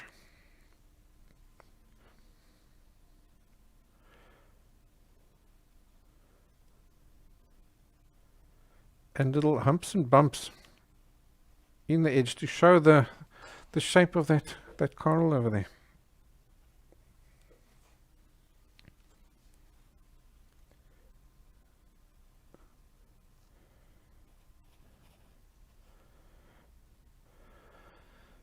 Okay, now while I'm at it, can you see it forms like sort of a bit of a snaky, rounded shapes, this one. So I'm going to start getting those shapes in. And that'll then give me gaps where I can add shadows into.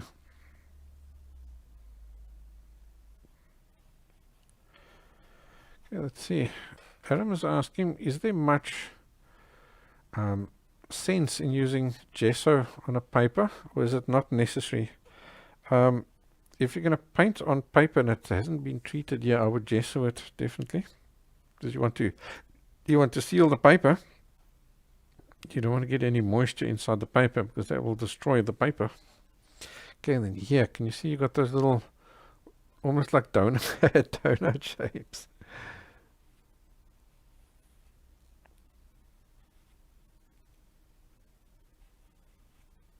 So I'm going to just add these little squiggly shapes in there.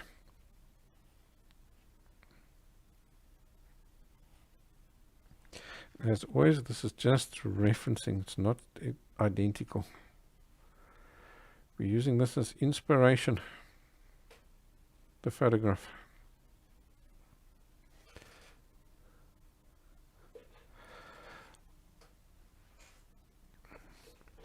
Yeah, coral does take a while to paint because you've got all those little crevices and details and things in it. So yeah, it is going to take you a while. Let's get that guy going over there. So can you see I'm forming just little wiggles and squiggles here. And they'll use those guys to get shadows in between the wiggles and squiggles. That should be fine. Everything down there is darkening up. So that's cool. This'll get us started. Alright, so I'm going to wash the brush and we'll leave that there just to settle for a short while.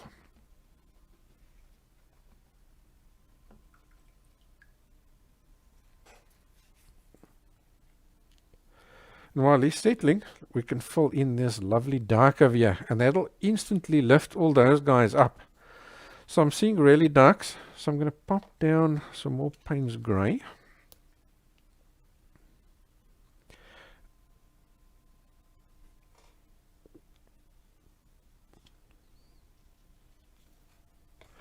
But now look what happens. If I zoom way into this, can you see there are other colors? It's not just, I can't just go and block this in with black. That ain't going to work. There's other colors happening there. But it is nice to have this really dark as a base. Can you see there? It's really, really dark when you stand back. And that's going to make all these other guys in front of it stand out beautifully. Especially like this little guy here with these little tentacles.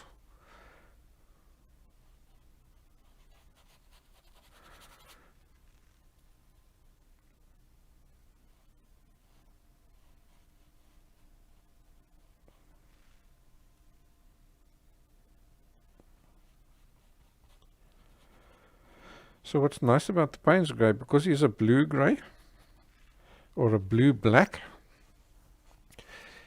you do still have some color in this. It's not a dead color that you're painting down here.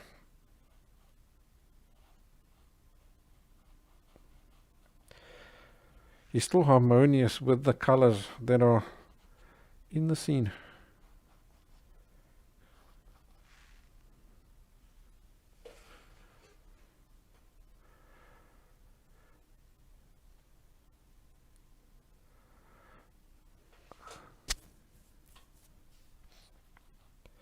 Yeah, Cameron's just pointing out that you do get papers that are pre-primed.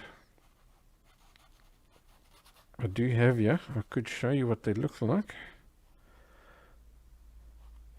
Let me just get this black area blocked in, and then I can do that. And so here you got those little purpley guys coming over that. I think it should, the purple is, let me check on the, yeah, you see the purple is a, can you see that solid dot over there? Or that is, it's an empty circle. That tells me that this is a transparent color. If it's got a solid dot like that, it tells you it's an opaque color. So this guy here will not shine through. So I'm going to give myself gaps over there. I'll leave that gap there for that purple. That magenta coral coming in front of there. I'll have to squeeze the black in between it.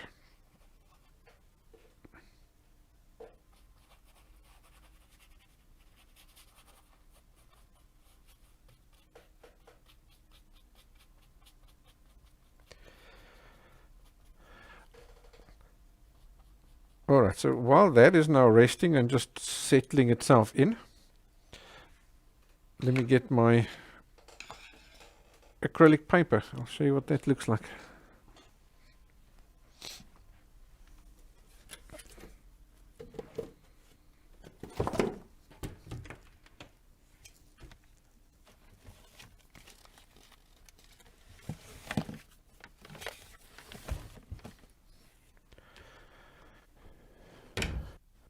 So the acrylic paper comes in a pad.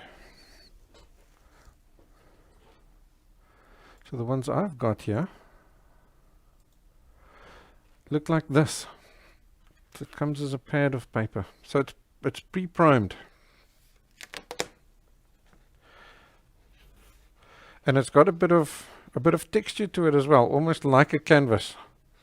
So you can now just take these sheets and you just paint directly on here, and then when you're done, you tear them off. So there's probably, what's there? There's 20 sheets in there, and this cost me $10. So it is a nice cheap way, but obviously your expense comes in afterwards, because now these guys you do have to frame. Where when you're painting on the box canvases like I do, then you don't have to frame it. So there's always that trade-off, eh? Where were we? Over there. Okay, so now let's start adding some colors into that. And I'm going to just take whatever's on the palette. Without cleaning the brush, I'll nick a bit of this blue here. You see what's happening? It's instantly giving me like a bit of a dull grey. And these are all, I'm going to use downward strokes, and that's going to form or show you the shape of this. I suppose it's just more dead coral. I think the coral grows on top of, dead coral grows on top of, new coral grows on top of dead coral. I'll get it right sometime or the other.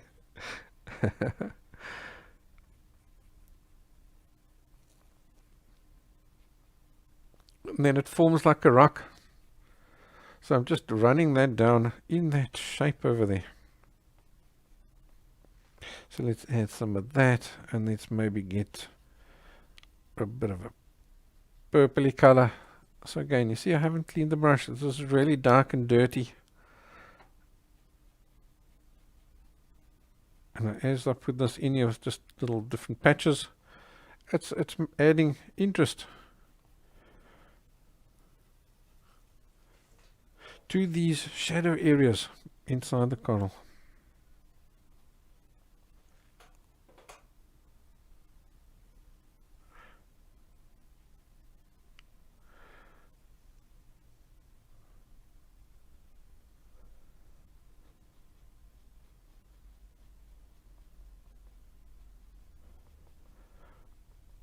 Very random little just jabs, dabs and dashes, just to create like patches.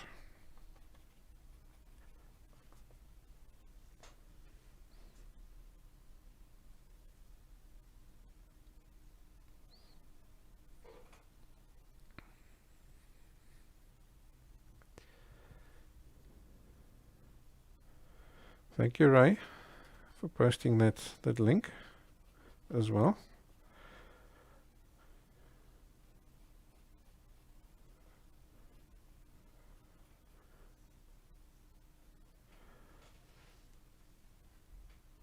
So yeah, quite dark over there, but as we come around here, there's more and more light.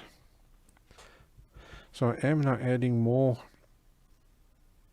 of these marks and things in this vicinity over here, just to show that there's more light coming from the right to the left. But don't make them too bright. You can see I'm putting it down and then I'm working it in to make sure it doesn't scream at you. There isn't really light as such here.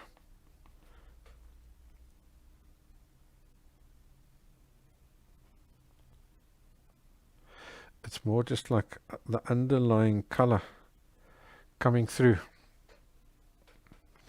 Leave that nice and dark, and that will give you that contrast for those tentacles. Alrighty, so let's go back to that round brush again, and let's start defining some depth over here.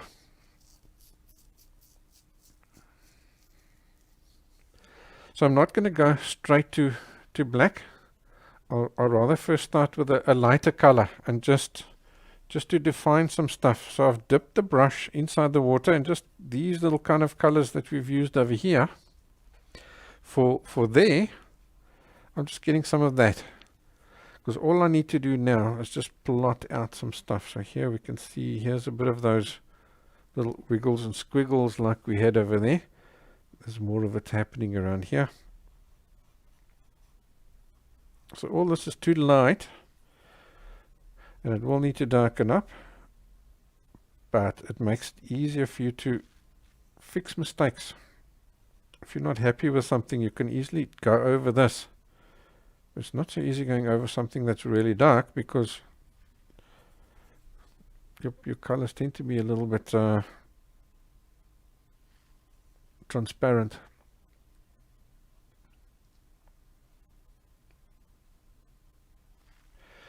Alright, so I'm just like trying to plot out a few of these patches that I'm seeing, more or less.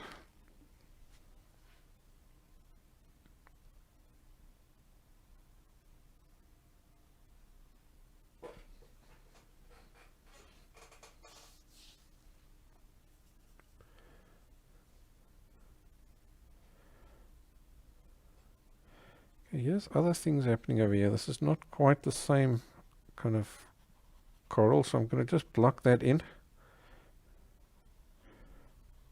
and create another edge. There's other little things. We'll just wiggle and wangle that in as we go along.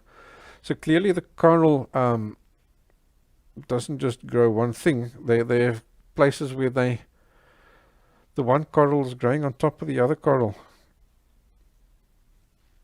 Survival of the fittest, I suppose, eh?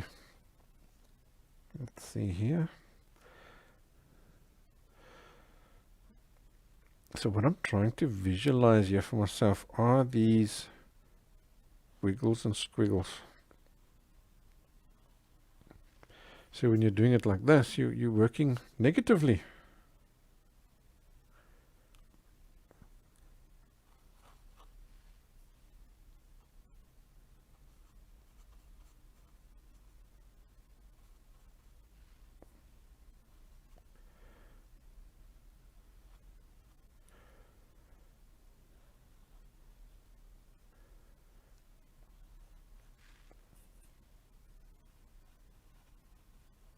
So even though I'm not working perfectly to the photo, and I'm working more or less, I still want you to try and visualize what I'm seeing.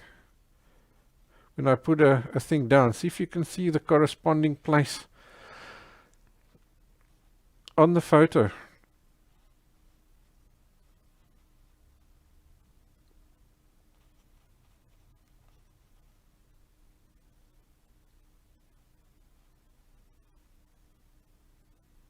Okay, and here's just a few little lighter places like that.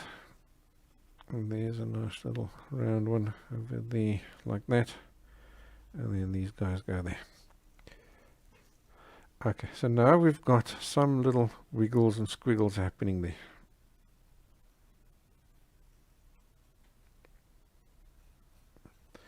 Now it's easier to visualize them. Alright, so I'm going to grab some of this, soften up this edge over here, because that's still out of focus stuff. So I'll just put it down and soften the edge.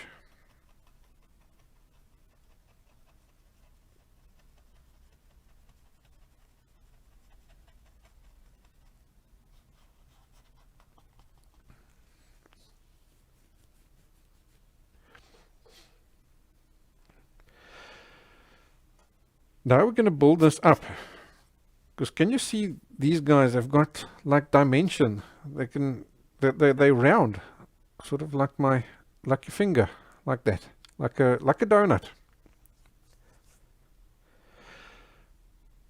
So we're going to add a highlight and a shadow onto each of those little donutty little pieces, eh? So that would be now step one. We need to mix up a shadow. So let's see, we've got this here as our base. Let's take some of that, which is essentially just magenta, white and yellow. And then it's quite brown after that. So how do you brown up something? You make sure you've got all three primary colors inside the mix. There, there, there. Maybe even some black just for good measure.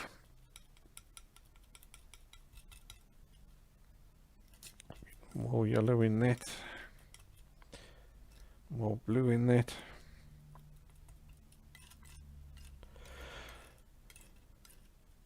Brown is just three primary colors together with a bias towards the orangey side.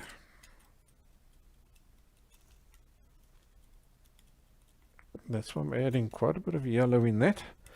And then the blue, what the blue does is it darkens it.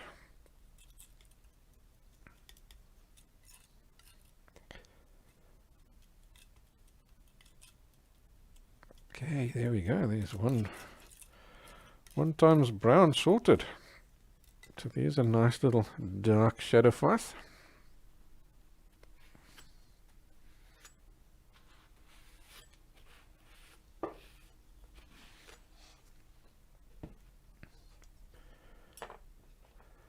Yeah, we may as well just stick with this brush. Here's a good little width for that. Can you see that? I can easily get in there and get detail work done with this.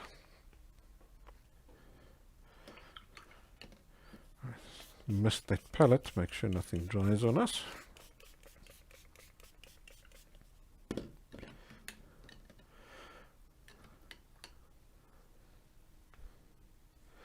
So I'm going to take just little bits of paint at a time, and I'm going to keep my brush reasonably damp.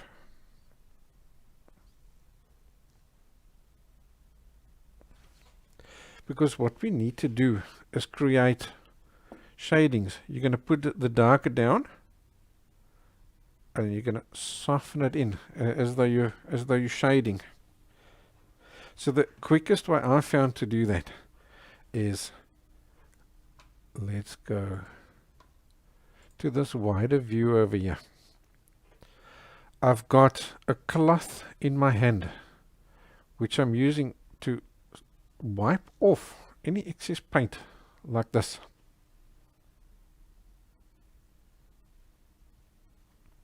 So I'm putting down some paint like this, wiping off the excess, and then now I've got a clean dry brush, and I'm using that to fade in or create my little shadings. Okay, let's zoom back in there.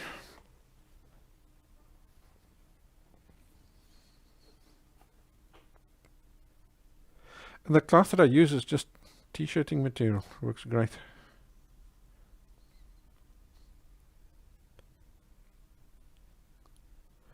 So now you're creating all those little crevices. And as you do this, you do need to realize, where does the sun come from? Our sun is coming from the right to the left. So everything that's on the left hand side is going to be darker. If it's on the right hand side, it's going to be lighter.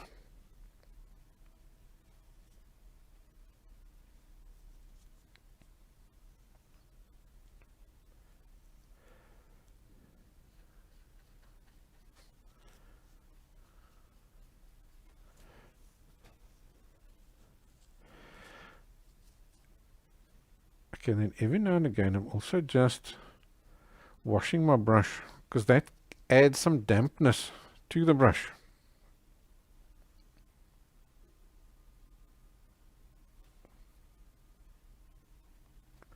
Which helps it shade. Because this pink here is basically dry already, right?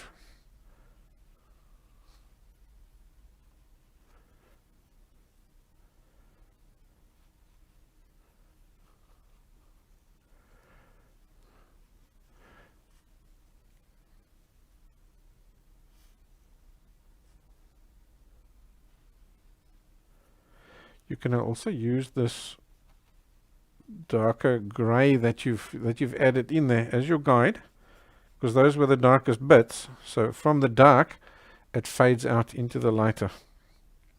So I know it looks like nothing at the moment, but it will start making sense shortly once we start adding the other colors in. Alright, so can you see over here, this little donutty bit? He's got that side over there, and he's got that side over there.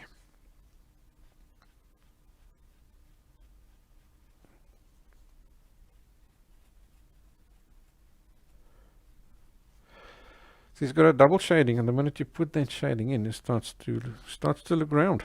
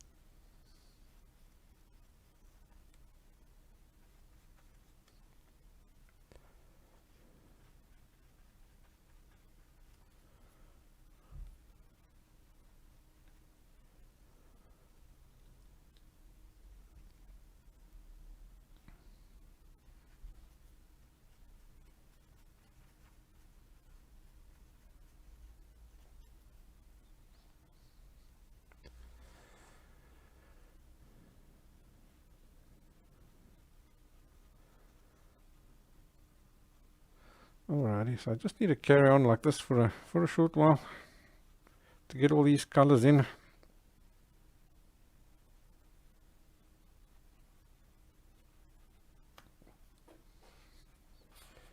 So it's just more of the same.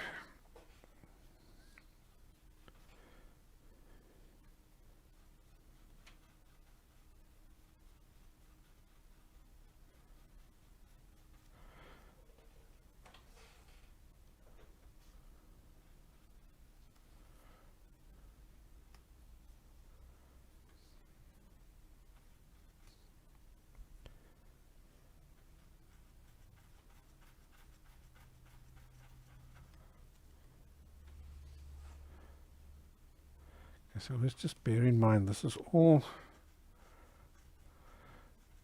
building up layers that we're doing here now.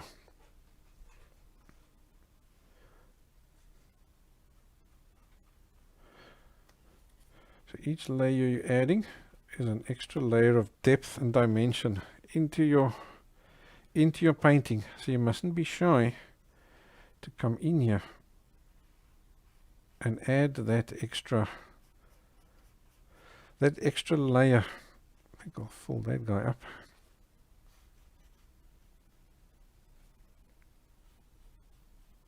because every layer you add adds depth. Alright, so here, can you see it's really very light? In other words, this color here is pretty much of our darkest colors.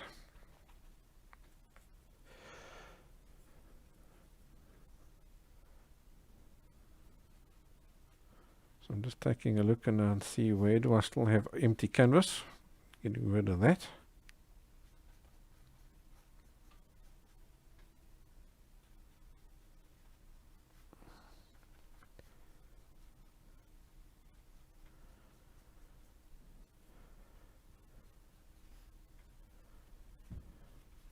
Adding extra layers of color. And that's softening that little, those browns that you put on. I'm putting more of the lighter next to it. So that's helping to create that shading.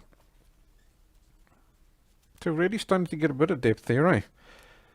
So now let's go over to a lighter color. Let's start getting highlights in there. And then all of this will now start making sense. So I'll put some white down there. I suppose we don't need too much anymore. Get that, bit of that. So it's quite interesting. There's a little, this highlight, plus there's bits of blue, little blue edges.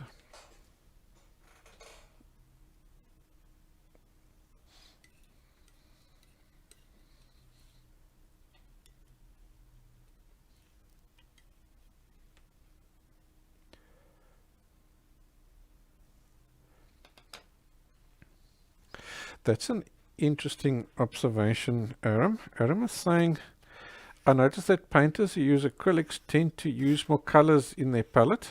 Is there a way to choose when to get more colors from the three basics and when to use more ready colors from the tube? I try and use as little different colors as possible. I don't think it's a case of acrylic painters using more colors. It's just a case of when people are new, they're not so confident with their color mixing yet. And as you become more confident and you've learned your color mixing rules, then it becomes easier to use less colors. So if you take a look, we've only really used 1, 2, 3, 4, 5. Essentially 5, make it 6 with that little touch of cerulean that we used. But essentially we've only used blue, red, yellow, and then black and white so far in this painting. As you go along, alright, so before I continue with that, I want to just quickly explain this, then I can paint and talk at the same time. So now what I'm going to do, our sun is coming from the right to the left, so each of these donuts on the highlight side need a highlight, like that, and like that, and like that, and so on. And each of those little highlights, same with the shadow, fade away. So I'm wiping the brush on my cloth again to get off the excess, and then fading it in. Alright, so as you get more experience, it becomes easier to mix your own colors, because now you understand how the color wheel works, you understand the color mixing rules, so you don't rely so much on all these different colors, and then it makes it easier to have a limited palette. So it's not a case of acrylic painters, oil painters do the same. And yeah, watercolor guys too. Anybody that's new but isn't confident with mixing their colors yet. Okay, so here I'm adding all these highlights in. Hi Mary, welcome. Right, so I'm adding it in those little like snaky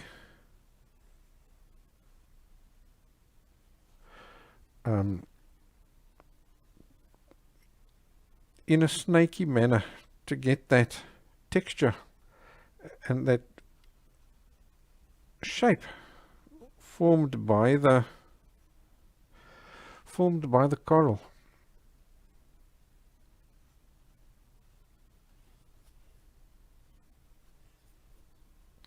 If you're battling to get the shading in while that is still wet, pick up some of the darker one, that original color, and you can also just work that in next to it. That'll give you something similar.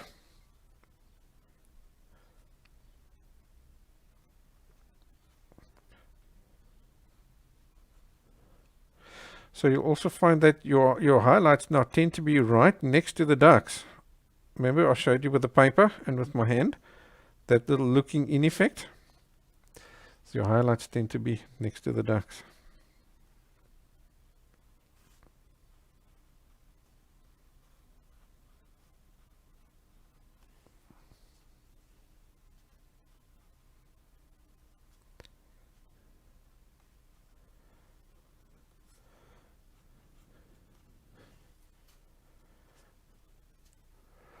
Okay, so we're getting to ourselves now to a point where you're going to have to decide how much detail do you want inside your coral.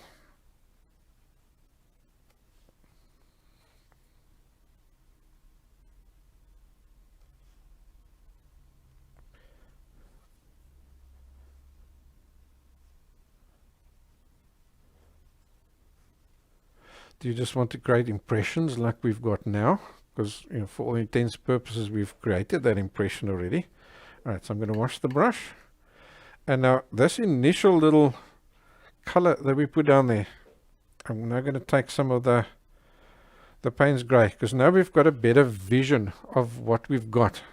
So it's now easier for us to go and darken up those depths.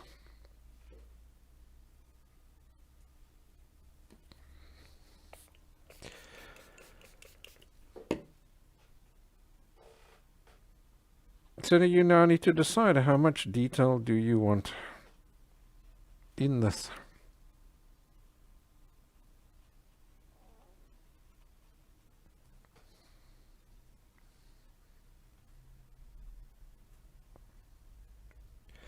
If you want a ton of detail, so then you're going to really continue to add finer and finer detail.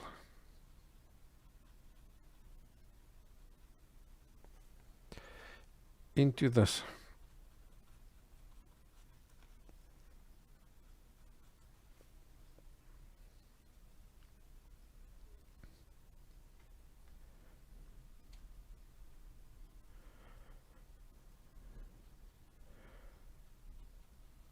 So that lighter color that I put in for the darks initially, I'm not necessarily going to cover all of it.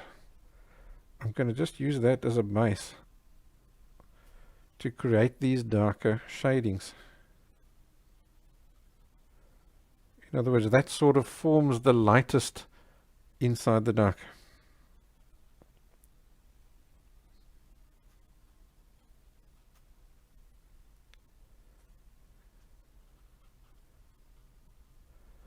So this coral does have quite a bit of texture to it. So I am going to get a little bit of texture in there. I quite like that. Because it's closer, it is nice to get some more detail in it. So like now you can see this everything goes through an ugly stage. We're at the ugly stage now. But the ugly stage is just one step beyond the pretty stage. So this is the type when you have to really just trust yourself and continue. It's quite funny how everything has a little ugly stage, eh? Have you noticed that? And I find that's also often where the guys tell themselves, oh, look what my painting looked like. I've been painting for so long and look what it looks like. It's terrible. But it's not. It's one step away from being finished and looking stunning. So you have to trust yourself.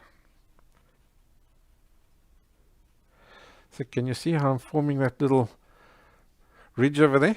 So that this comes forward and that little dark bit goes back.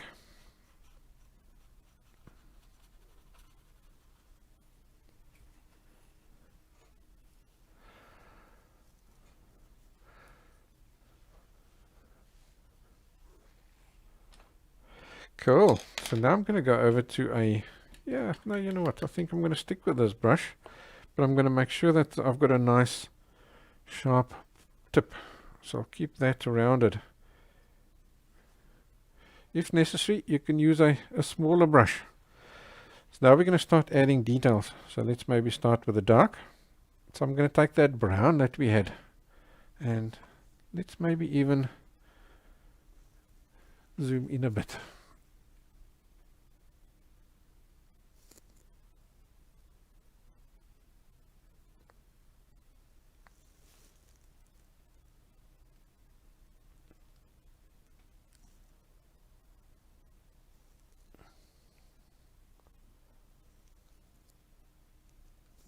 Cool.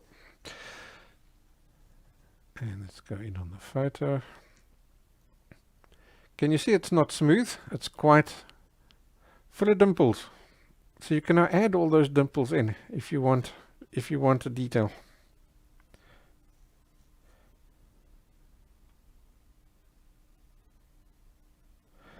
So I'm going to add darker ones in here on the dark side. Just little taps.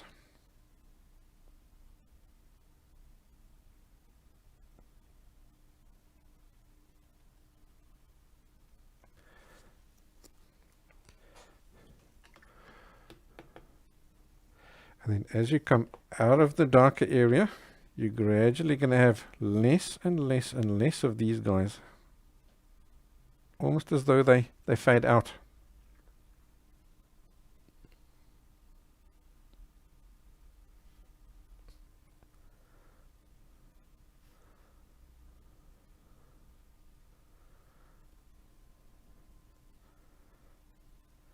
Keep picking up fresh paint.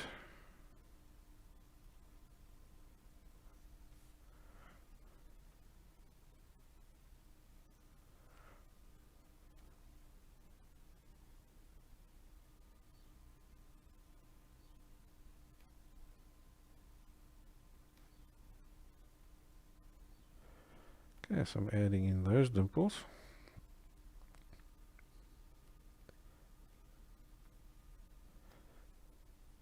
And once you get going, it goes reasonably fast.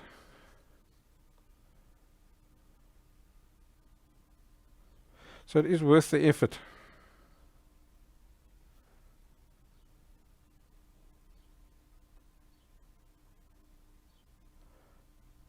So think of it the way you were shading with the colors before. You're now doing the same shading, but with dots. It's exactly the same thing. There where it's really dark, lots of dots. Where it's really light, less dots. Okay, now I'm going to wash the brush, and I'm going to go over to the lighter one. I'm going to go even lighter, so I'm taking white, adding it into that, maybe even just a bit of yellow as well, extra yellow.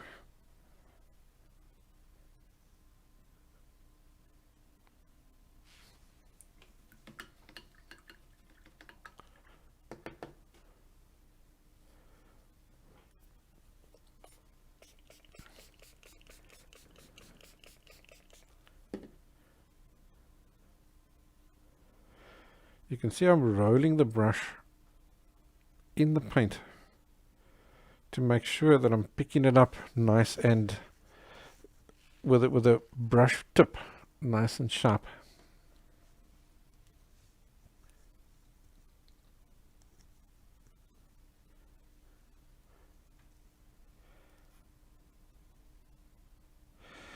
Yeah, this stage, because you sort of at the ugly stage, you do tend to want to rush it, and you mustn't rush it. Remember, in the beginning, you've got nothing. So it goes really quick, just laying down stuff and building up just basic shapes and stuff. But now as you go along, now you're adding finer and finer detail. So finer and finer detail does now take longer and longer. to do.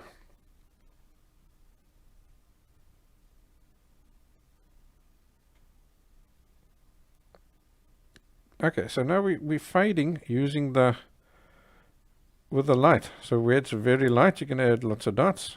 And as it gets darker, you're adding less and less dots. But it's really important that you get some of these dots in between the darker ones as well. Can you see that? And I already can look at the difference between this and say that there. You've instantly added a lot more realism.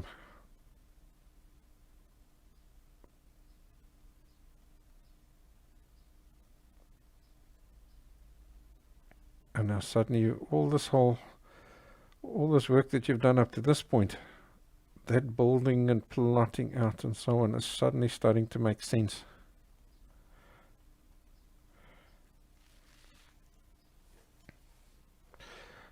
So yeah, this is more work and so on, but does it really take that much longer? I mean, take a look here. It's not taking me too much longer.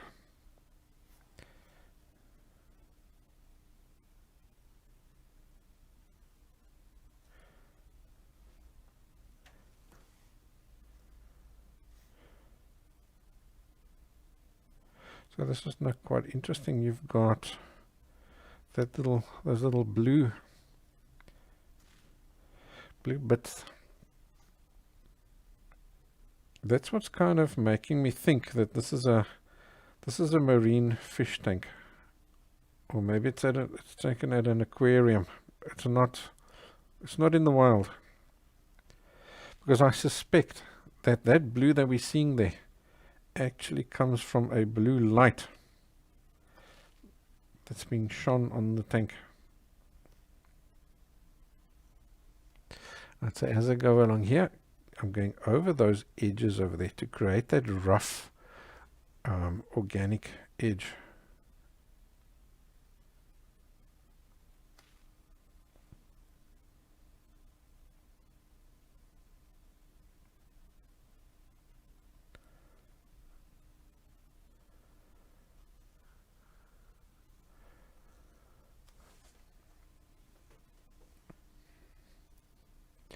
Alrighty, so that over there needs to go darker.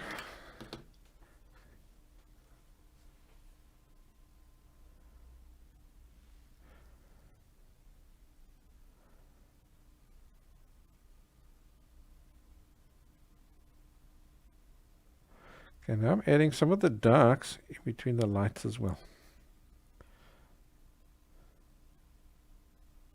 because these darks are shadows. So as these little light dimples pop their heads out to catch the highlight, to catch the light, they are casting a shadow.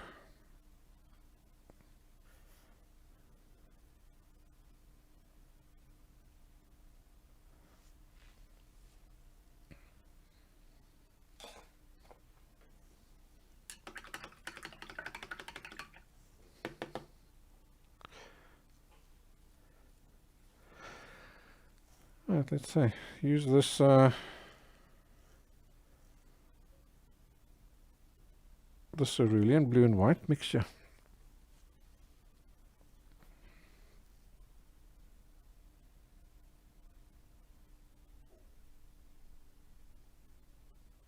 Let's tap these lovely little blue highlights in.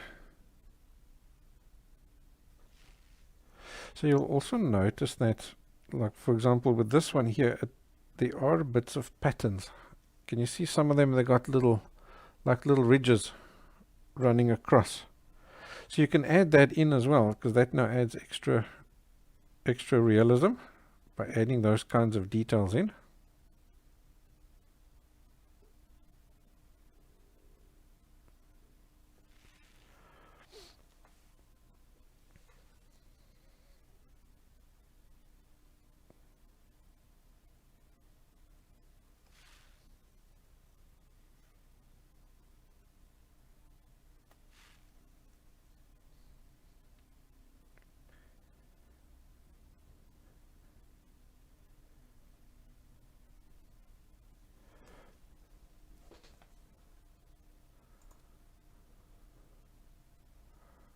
Right.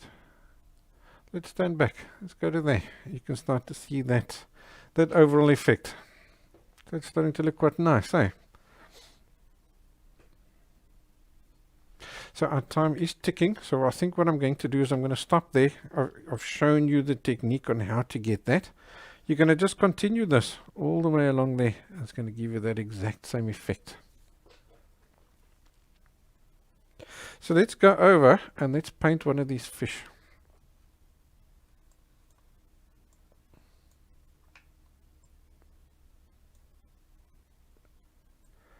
I think what we'll do is we'll paint those two fish at the same time.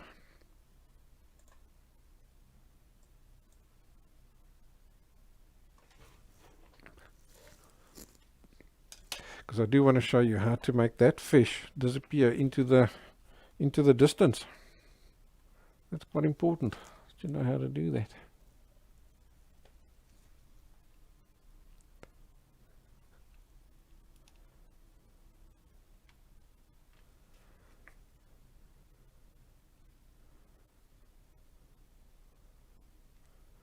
So just bear with me as I adjust the camera for the next shot.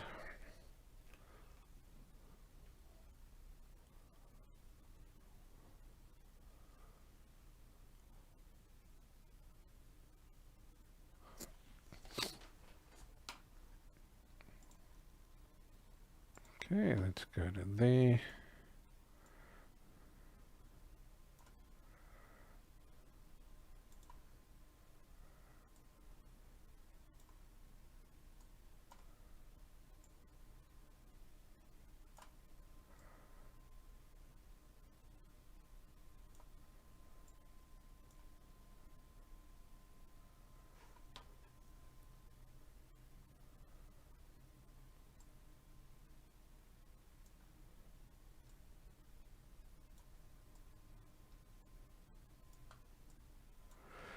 We'll put the palette and stuff on that side.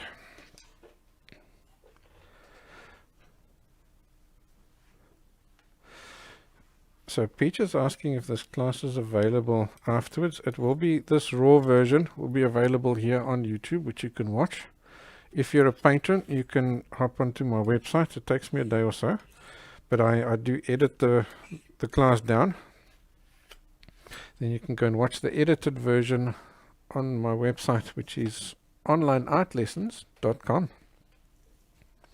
Right, so now we do need to just use a new piece of this or a new palette. So can you see it's really, really full, but I'd probably still use all of this. So I'm just going to give it a mist, put it one side and put it underneath that cover that I showed you earlier.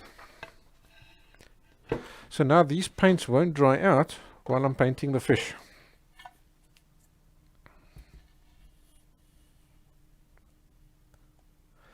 That's what I like about using the tile. The tile works really great for this kind of stuff. Because I think it's quite, the tile is naturally cold. So I think that also helps the acrylic paint stay wet longer. Okay, so for that fish, it's pretty much needs yellows and some oranges. So let's say cadmium yellow. We've been using magenta all along, so I'll just stick with that. We're not going to squeeze out any orange paint. Let's just mix it for now. And then we had some ultramarine or some cerulean.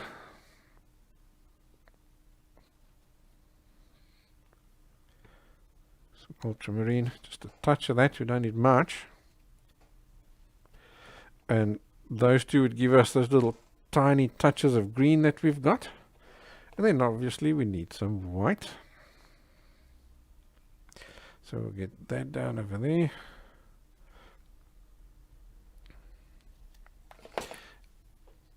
And technically we could mix up a black with that, but we've been using Paynes grey, so I'll put down a tiny dash of Paynes grey for the eye.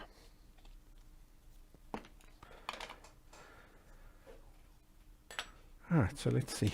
So this back, this front guy over here, I would block him in straight up with the yellow.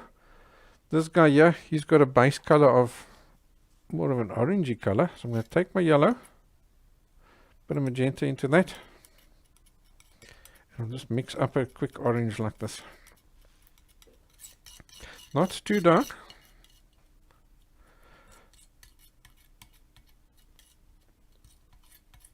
Just like that, that's fine. Let's spray the palette. And I'm going to block this entire fish in with this. So I did mark, you can see I have marked those directions. I'm hoping that they're going to still shine through.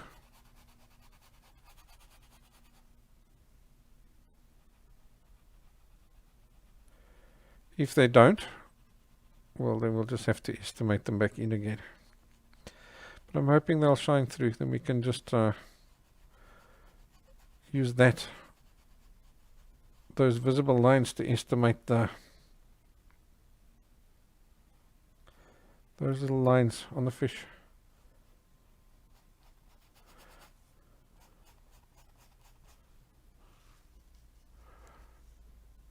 So these fish are mostly flat, just with a little bit of roundness to them.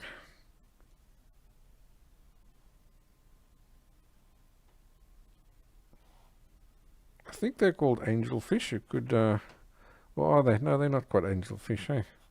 Angelfish is more triangular. What fish are these? Let me know if you know. Maybe you're a fish expert.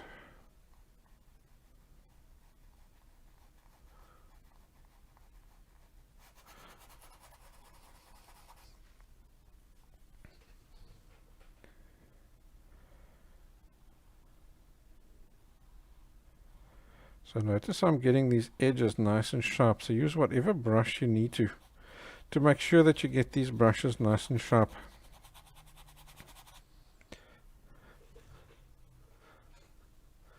I like to use the filbert shape brushes because they give you nice sharp edges. Yeah, I can still see some of those lines lightly peeping through, and that's all I need.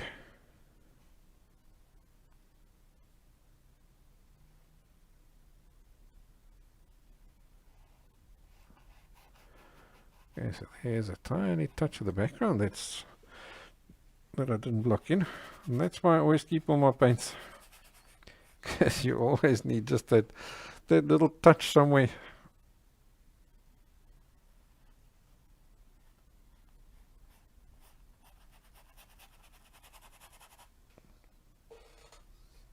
Yes, those angular brushes also work quite great. They work fabulous. Ironically, my students have often had them. I've never ever had one. I've never bought one. It's quite sad. I should go and get myself some. I think I just got used to so used to using the filbert, the soft filbert.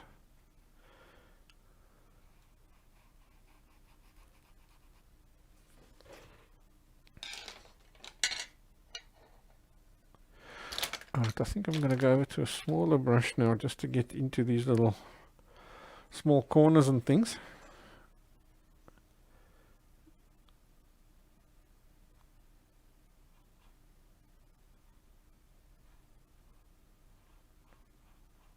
That little edge is actually supposed to be blue, but for now I'll mostly paint it in. It's fine.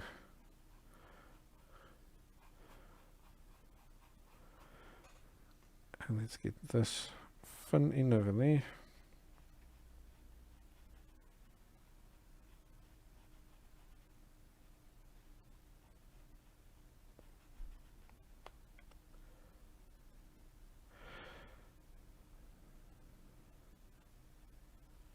Just estimating that in there more or less. That's good enough. And then there's here on the tip of the nose, tip of the mouth.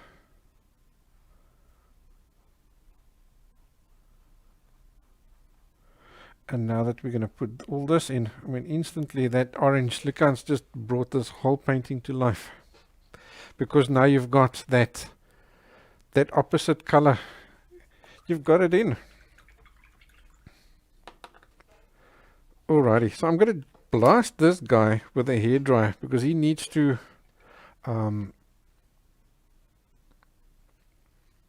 be dry so that we can do all the shape with the glazes.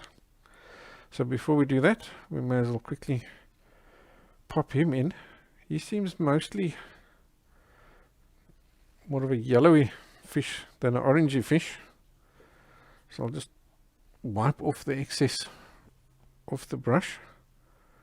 I'm going to just use some neat cadmium yellow, same as what you would do with this fish over here.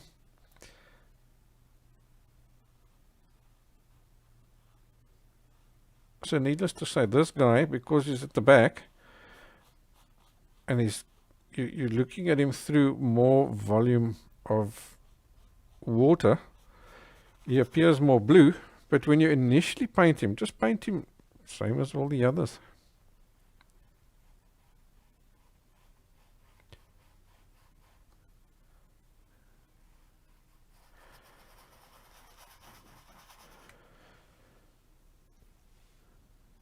Don't be too worried about that effect. It's really super quick and easy to make that adjustment afterwards, as I'll show you.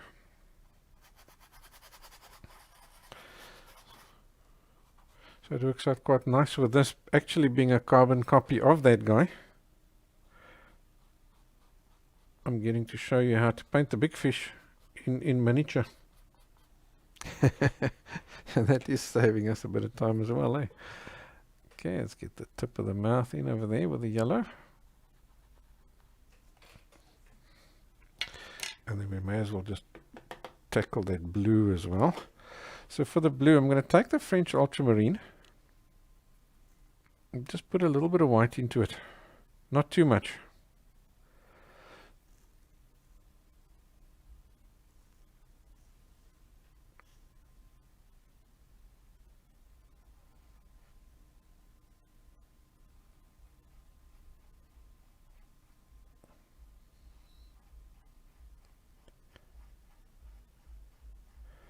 Carefully put it in next to that orange.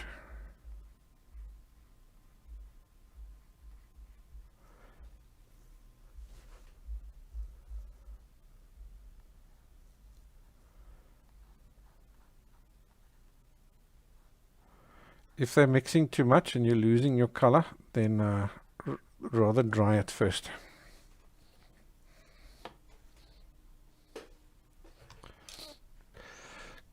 So Adam is saying the fish seems to be called yellow butterfly fish. Thank you for looking that up for us. Alright, I'm going to zap this with a hairdryer quickly.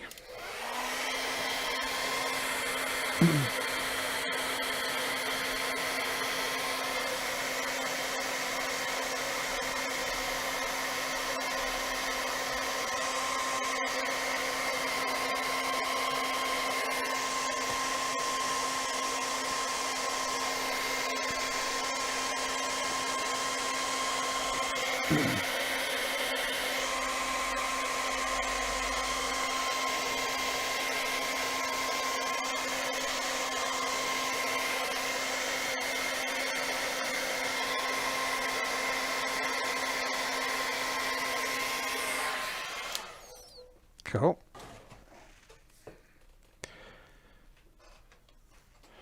I am just stealing a little bit of blue from the water. I just want to get that in there as well.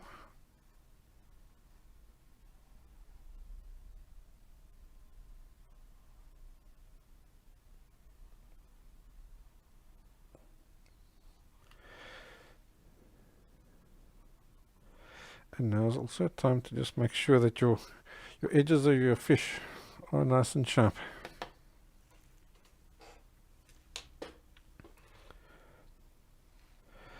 Okay, so now we're going to use glazes.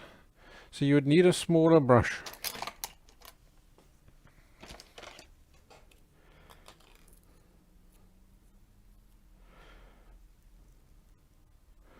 So what I'm going to use is a soft, so just a little soft filbert. So I'm going to take that initial color of the fish and I'm going to just darken him up a bit. Also just bring in a little bit of blue just to dull that color down ever so slightly.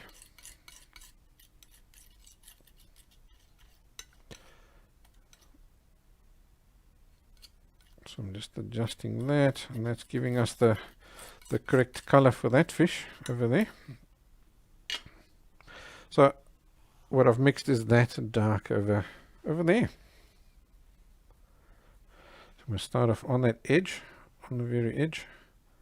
And because this is a soft brush, and I'm even holding the brush flat, not upright like this, flat, so that you're actually using the whole length of the bristle.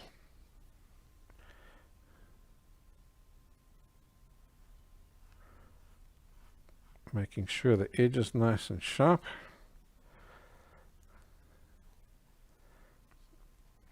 And now as I come inwards, this paint is now gradually going to just run out. And that's going to give us that shading that we need.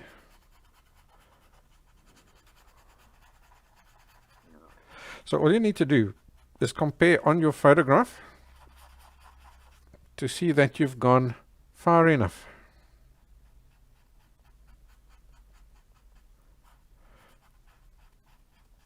So I have to careful observation to take a look, as I can see over here it comes around and then down. You see that? Down like that. So sort of there's your shape over there.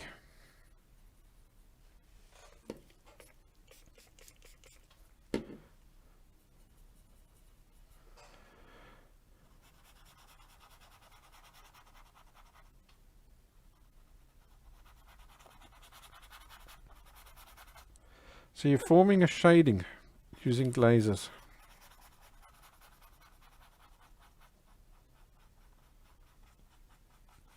And that's going to give you that rounding on the fish. Okay, so stop over there.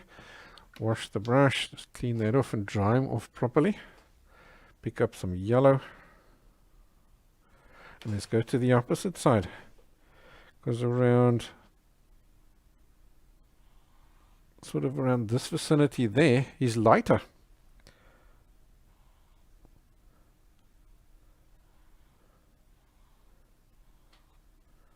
So we'll add that in. And then we're going to glaze him inwards.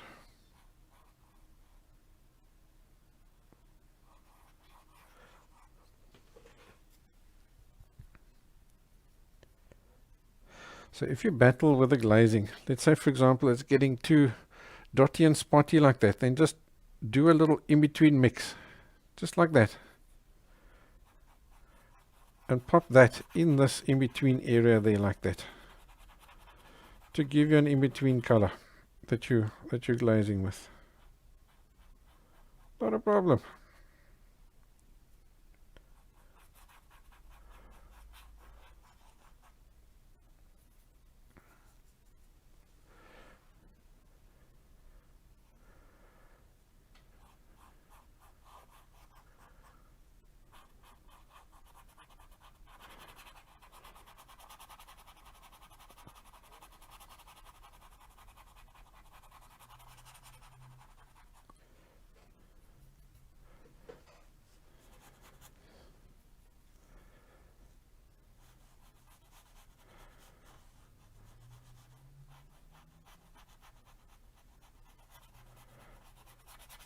Right, so here I'm looking in between those stripes on the fish. You see it's still quite orangey, or quite yellowy I mean. Quite yellowy.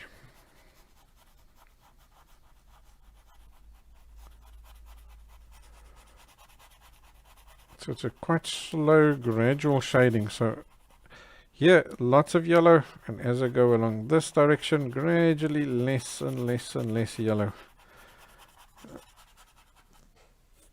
Until he meets up with that orange. Okay, we've got a nice little yellow edge over here.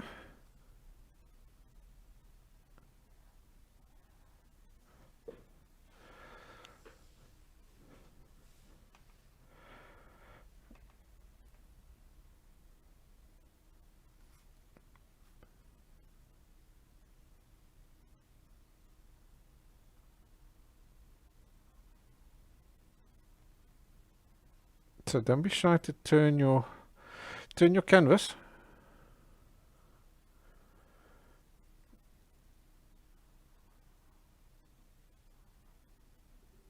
To get all these funny little angles right. I think I'm going to add just a little bit of white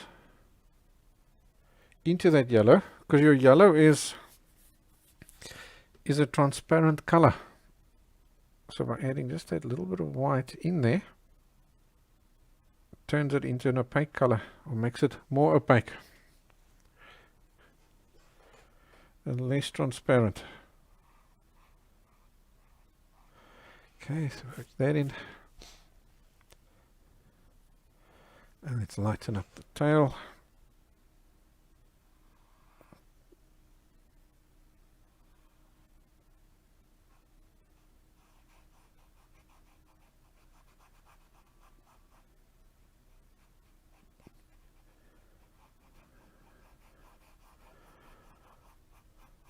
So also just fading him inwards towards there, so that this becomes slightly darker here to maintain that separation over there, and it's lighter towards the end of the tail.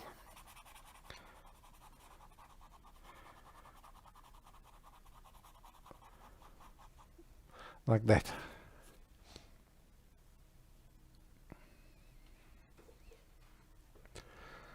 Alrighty, then we've got some green, so let's take yellow and some blue. Let's work them together.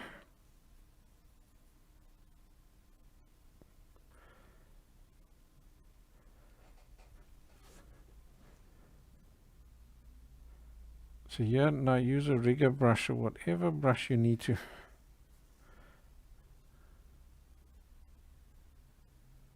get that in.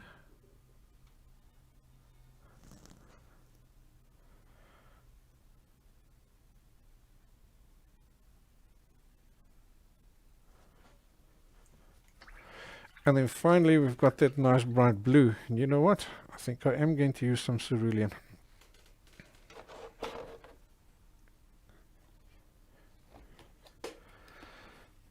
The ultramarine is not, see that and that are two different colors. Look carefully on the fish and you'll see.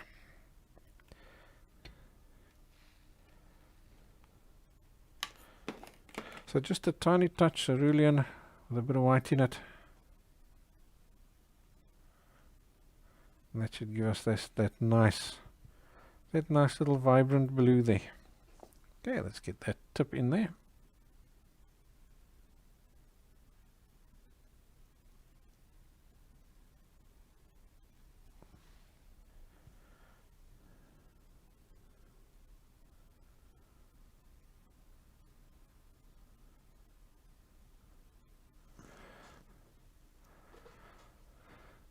That's looking nice, eh?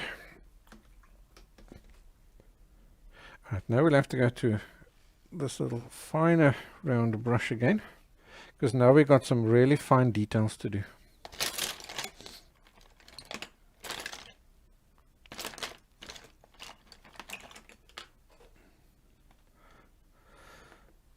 So the minute you've got fine detail, you need to really thin down your paint.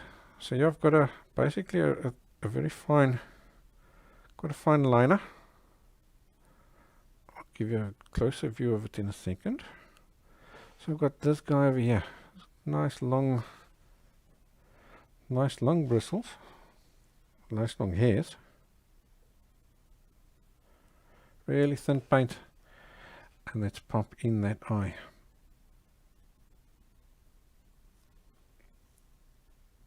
And I'm popping in the eye using Paynes grey.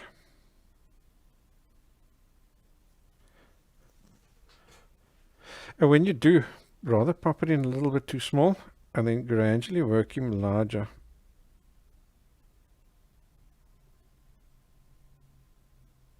That's why it gives you a bit of a gap to adjust its shape.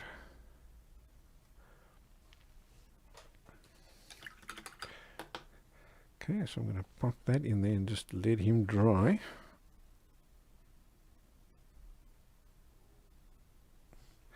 While he's drying, We'll work in some of the other details,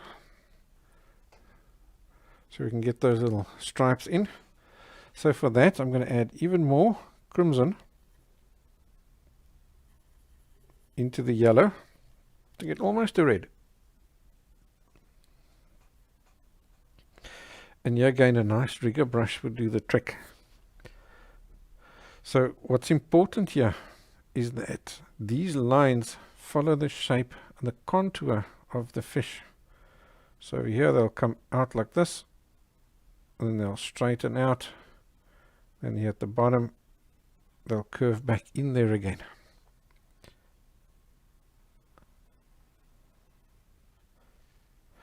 But these lines are not parallel, so you can put them in reasonably quick.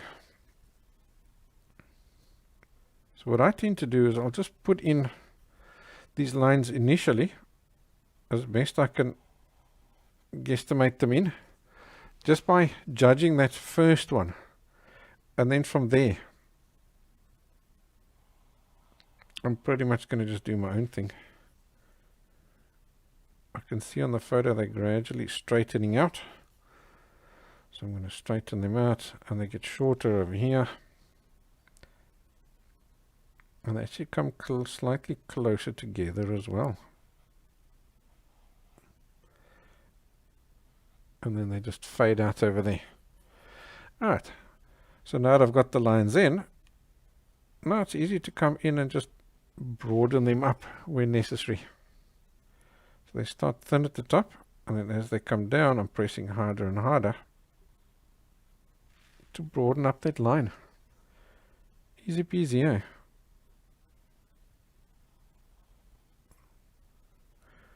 And then right at the end over there, I just let off on the pressure on the brush. And that just makes that line thin out again.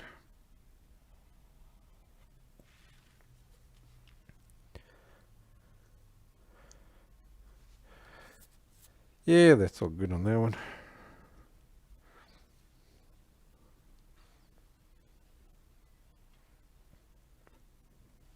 Okay, let's see what other fine details. Let's go back to the fine liner and get a touch of black.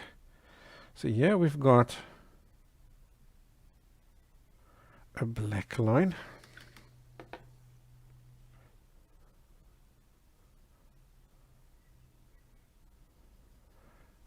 And then right next to it there's a thin white line. So really, really thin white paint. So if you're scared you're gonna, maybe your hand's not quite steady, dry off that black line before you put the white line next to it.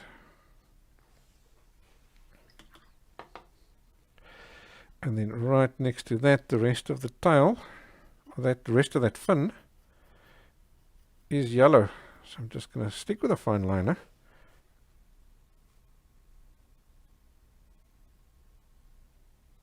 And I'll just lay that yellow down on top of that. So that's good over there.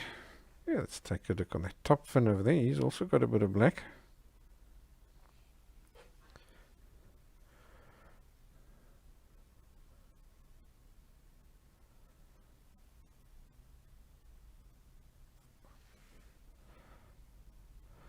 So if you can't draw these lines, then it probably means that your paint isn't thin enough.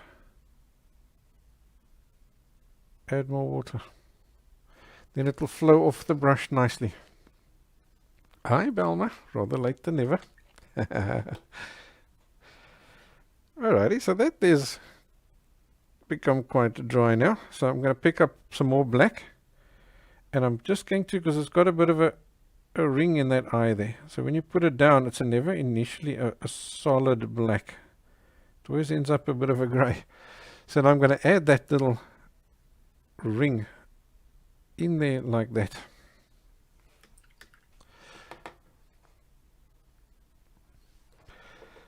Then I'm going to take just a tiny touch of blue. Just that ultramarine with a bit of white in it. Our sun is coming from the right to the left, so I'm going to add just a little bit of a highlight over there like that. Let's get that a bit lighter. Just a little sparkle in the eye. Like that.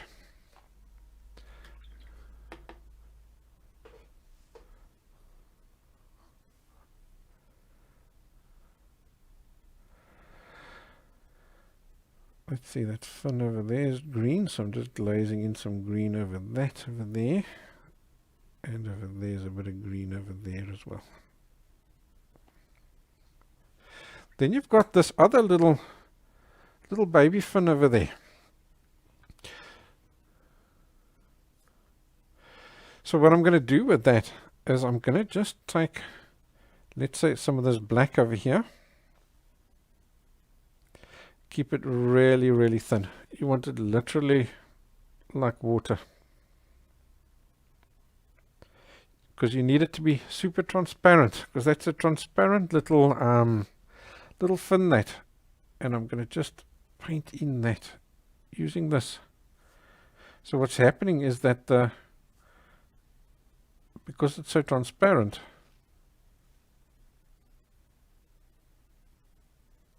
most of the background is still shining through.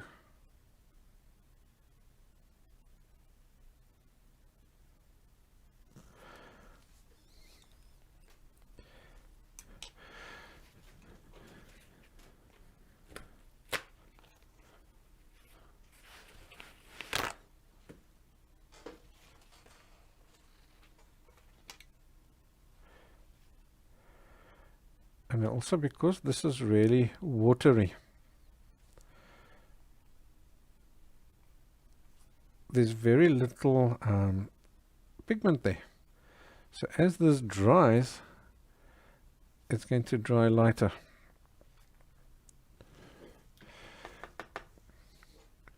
And if it doesn't matter. Then all you do is leave him to dry, and you just take that original orange that you filled in your fish with, and then all you do is you just add a little lighter glaze over there. Yes, I see there is a little darker patch on that fish over there. Alrighty, so I'm going to really quickly tackle that fish over there, because all I want to do is get him in and show you how to do that. Make it look like he's out into the distance. So this fish is in the distance, so the first thing you need to do is no detail. Dump all the details. All this fancy stuff that we've just done now, most of it is not going to happen. You're going to just add yourself really quick little glazes here, just to show the shape.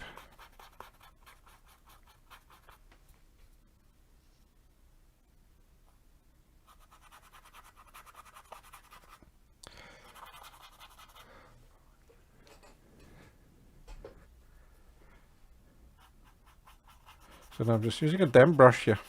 Put down some paint, and I'm just using a damp brush. Getting all tongue-tied today. There, like that.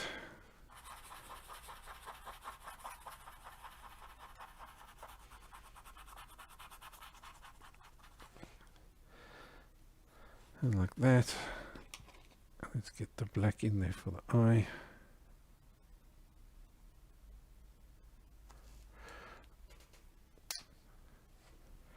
And then there's a hint of, I think just a hint of a blue that belongs on the tail over there.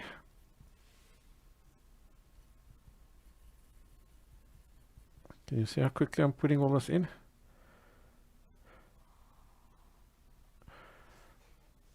You specifically want to hurry up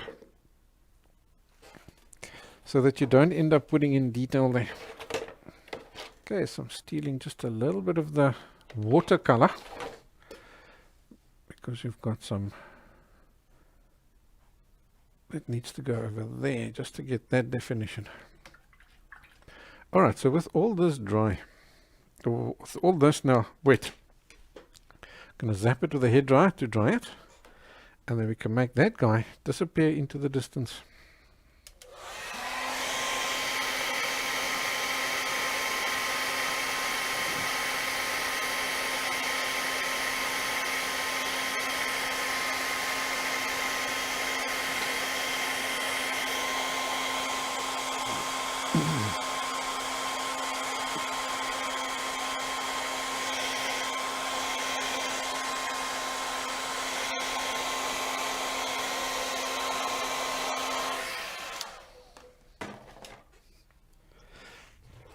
Okay, so it's back to our original palette, because now we need some of that, the watercolors.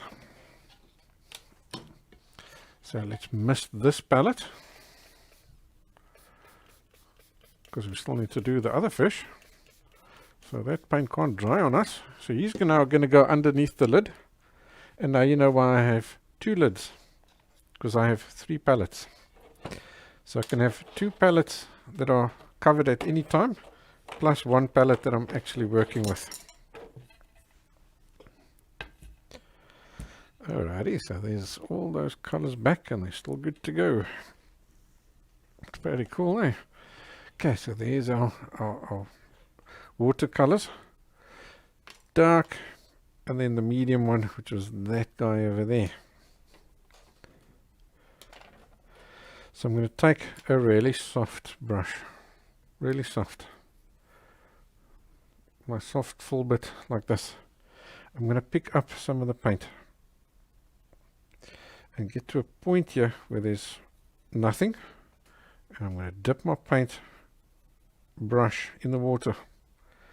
I want this to be super thin and just tiny amounts on the brush, and I'm going to add a glaze over this entire fish.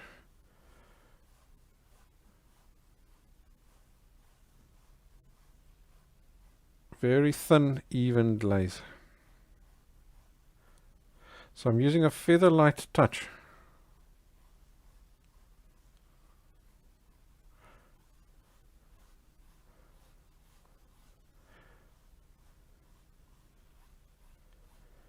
And just gradually adding a layer of this blue paint over this entire fish. So you can see I'm using different directions to make sure it doesn't come out stripy.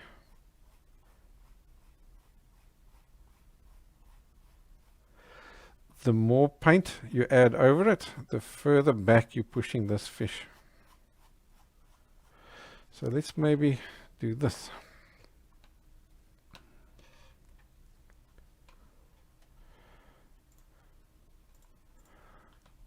Let's just turf all of that, and we can get an overall view of the painting as well while we're at it.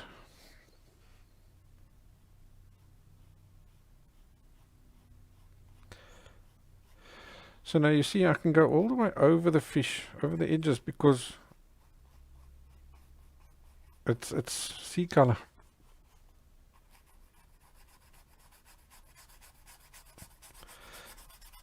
So whatever I go over the edges, you're not going to see it, because it's the same color as what's in the background anyway.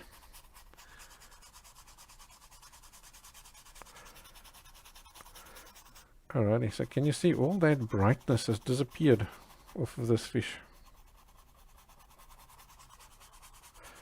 So I'm not going to push this guy too far back, because I haven't softened those edges over there.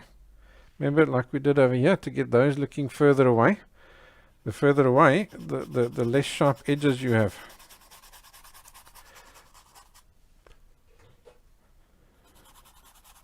So if you have now forgotten to soften your edges, and you do want it further away, it's not a problem. Just take your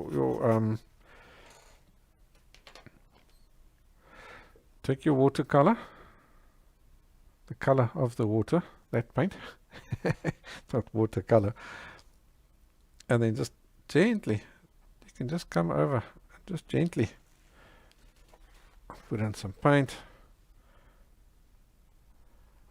and just gently tap over it like that.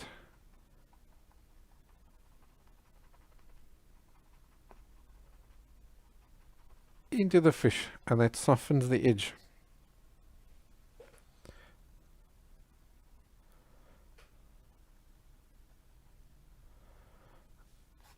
And that's where you can push that fish even further back into the distance. Easy peasy.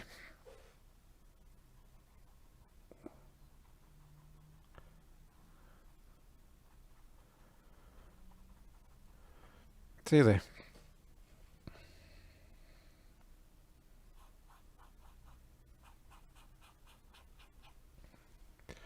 Alright, so I've started this, so I better just quickly finish that. Take a few seconds, and then I think we'll leave it at this for this class. shown you all the techniques that you need to complete this. Then what I'll do is for the patrons, what I'll do is after the class I'll film myself doing the rest, but just in time lapse. So then you can get a view of how I complete that.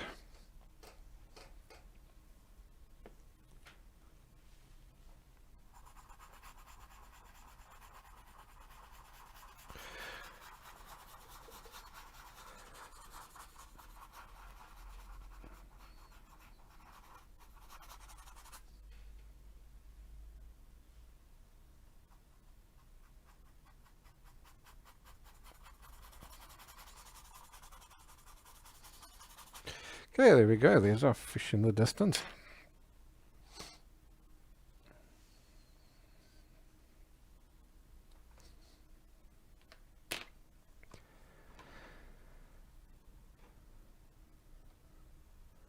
Alrighty, so let's go there. And there you have it. Now you know how to paint fish and you know how to paint the coral. Not that difficult, but you do need to just keep your wits about you with the shape and the coral there. Alright, so I hope you enjoyed that class. Good luck with your painting. I'll see you next time. Alrighty, see you guys in the live class. Thank you. Thank you for joining me today. I hope you enjoyed that. If you have any questions, fire away. I will still hang around for a while. I think we've got a good amount done here today. It won't take too long to finish off this guy. And obviously you see how quick the fish goes, so to get him done will be quick. And then here for this, it's just lines with a rigger brush. A few little squiggles coming up over there. And the other two little patches over there is more of the same as what you've done over there. And then you've got yourself a beautiful underwater scene, which you can hang up on the wall, and I think is going to look pretty awesome. Good painting for the lounge.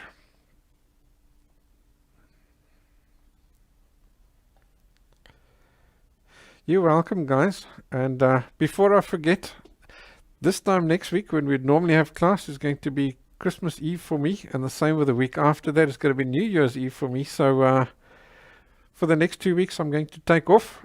I'm going to have a good old break. So we'll see you in not 2 weeks. Next 2 weeks is nothing. Week after that, same time, same place. So you have yourself a wonderful Christmas and a great New Year. If you're going anywhere, stay safe.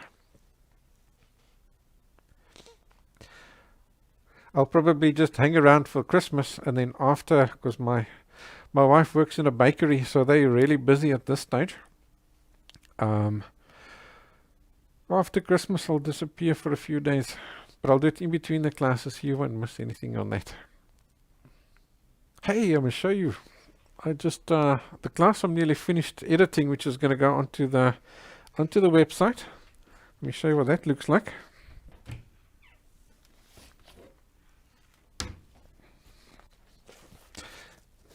It's a drawing that I've done of a little diggy dog. Let me dig him out here out of my file. So I think you're going to enjoy that. I'll probably be able to release him within the next day or so. He is 2/3 edited already.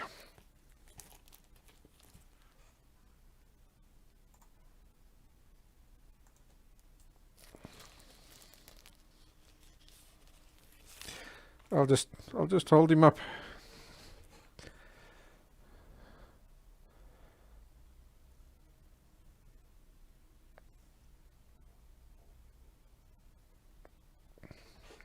He was quite a cutie. I quite enjoyed drawing that.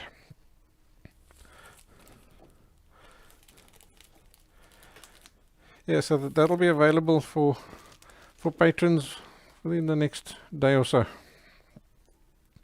I'm just finalizing finalizing the editing. I've broken it up into 3 manageable little parts.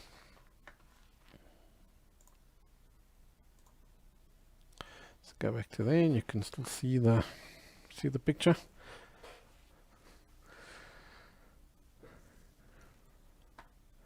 Hey, and if you're still hanging around here on YouTube, don't forget to do that.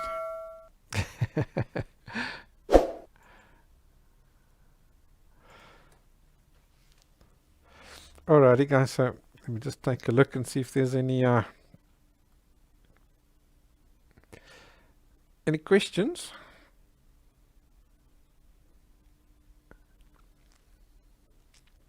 And then of course my website is at the bottom there. If you do want to become a patron, you aren't one yet, go and have a look over there.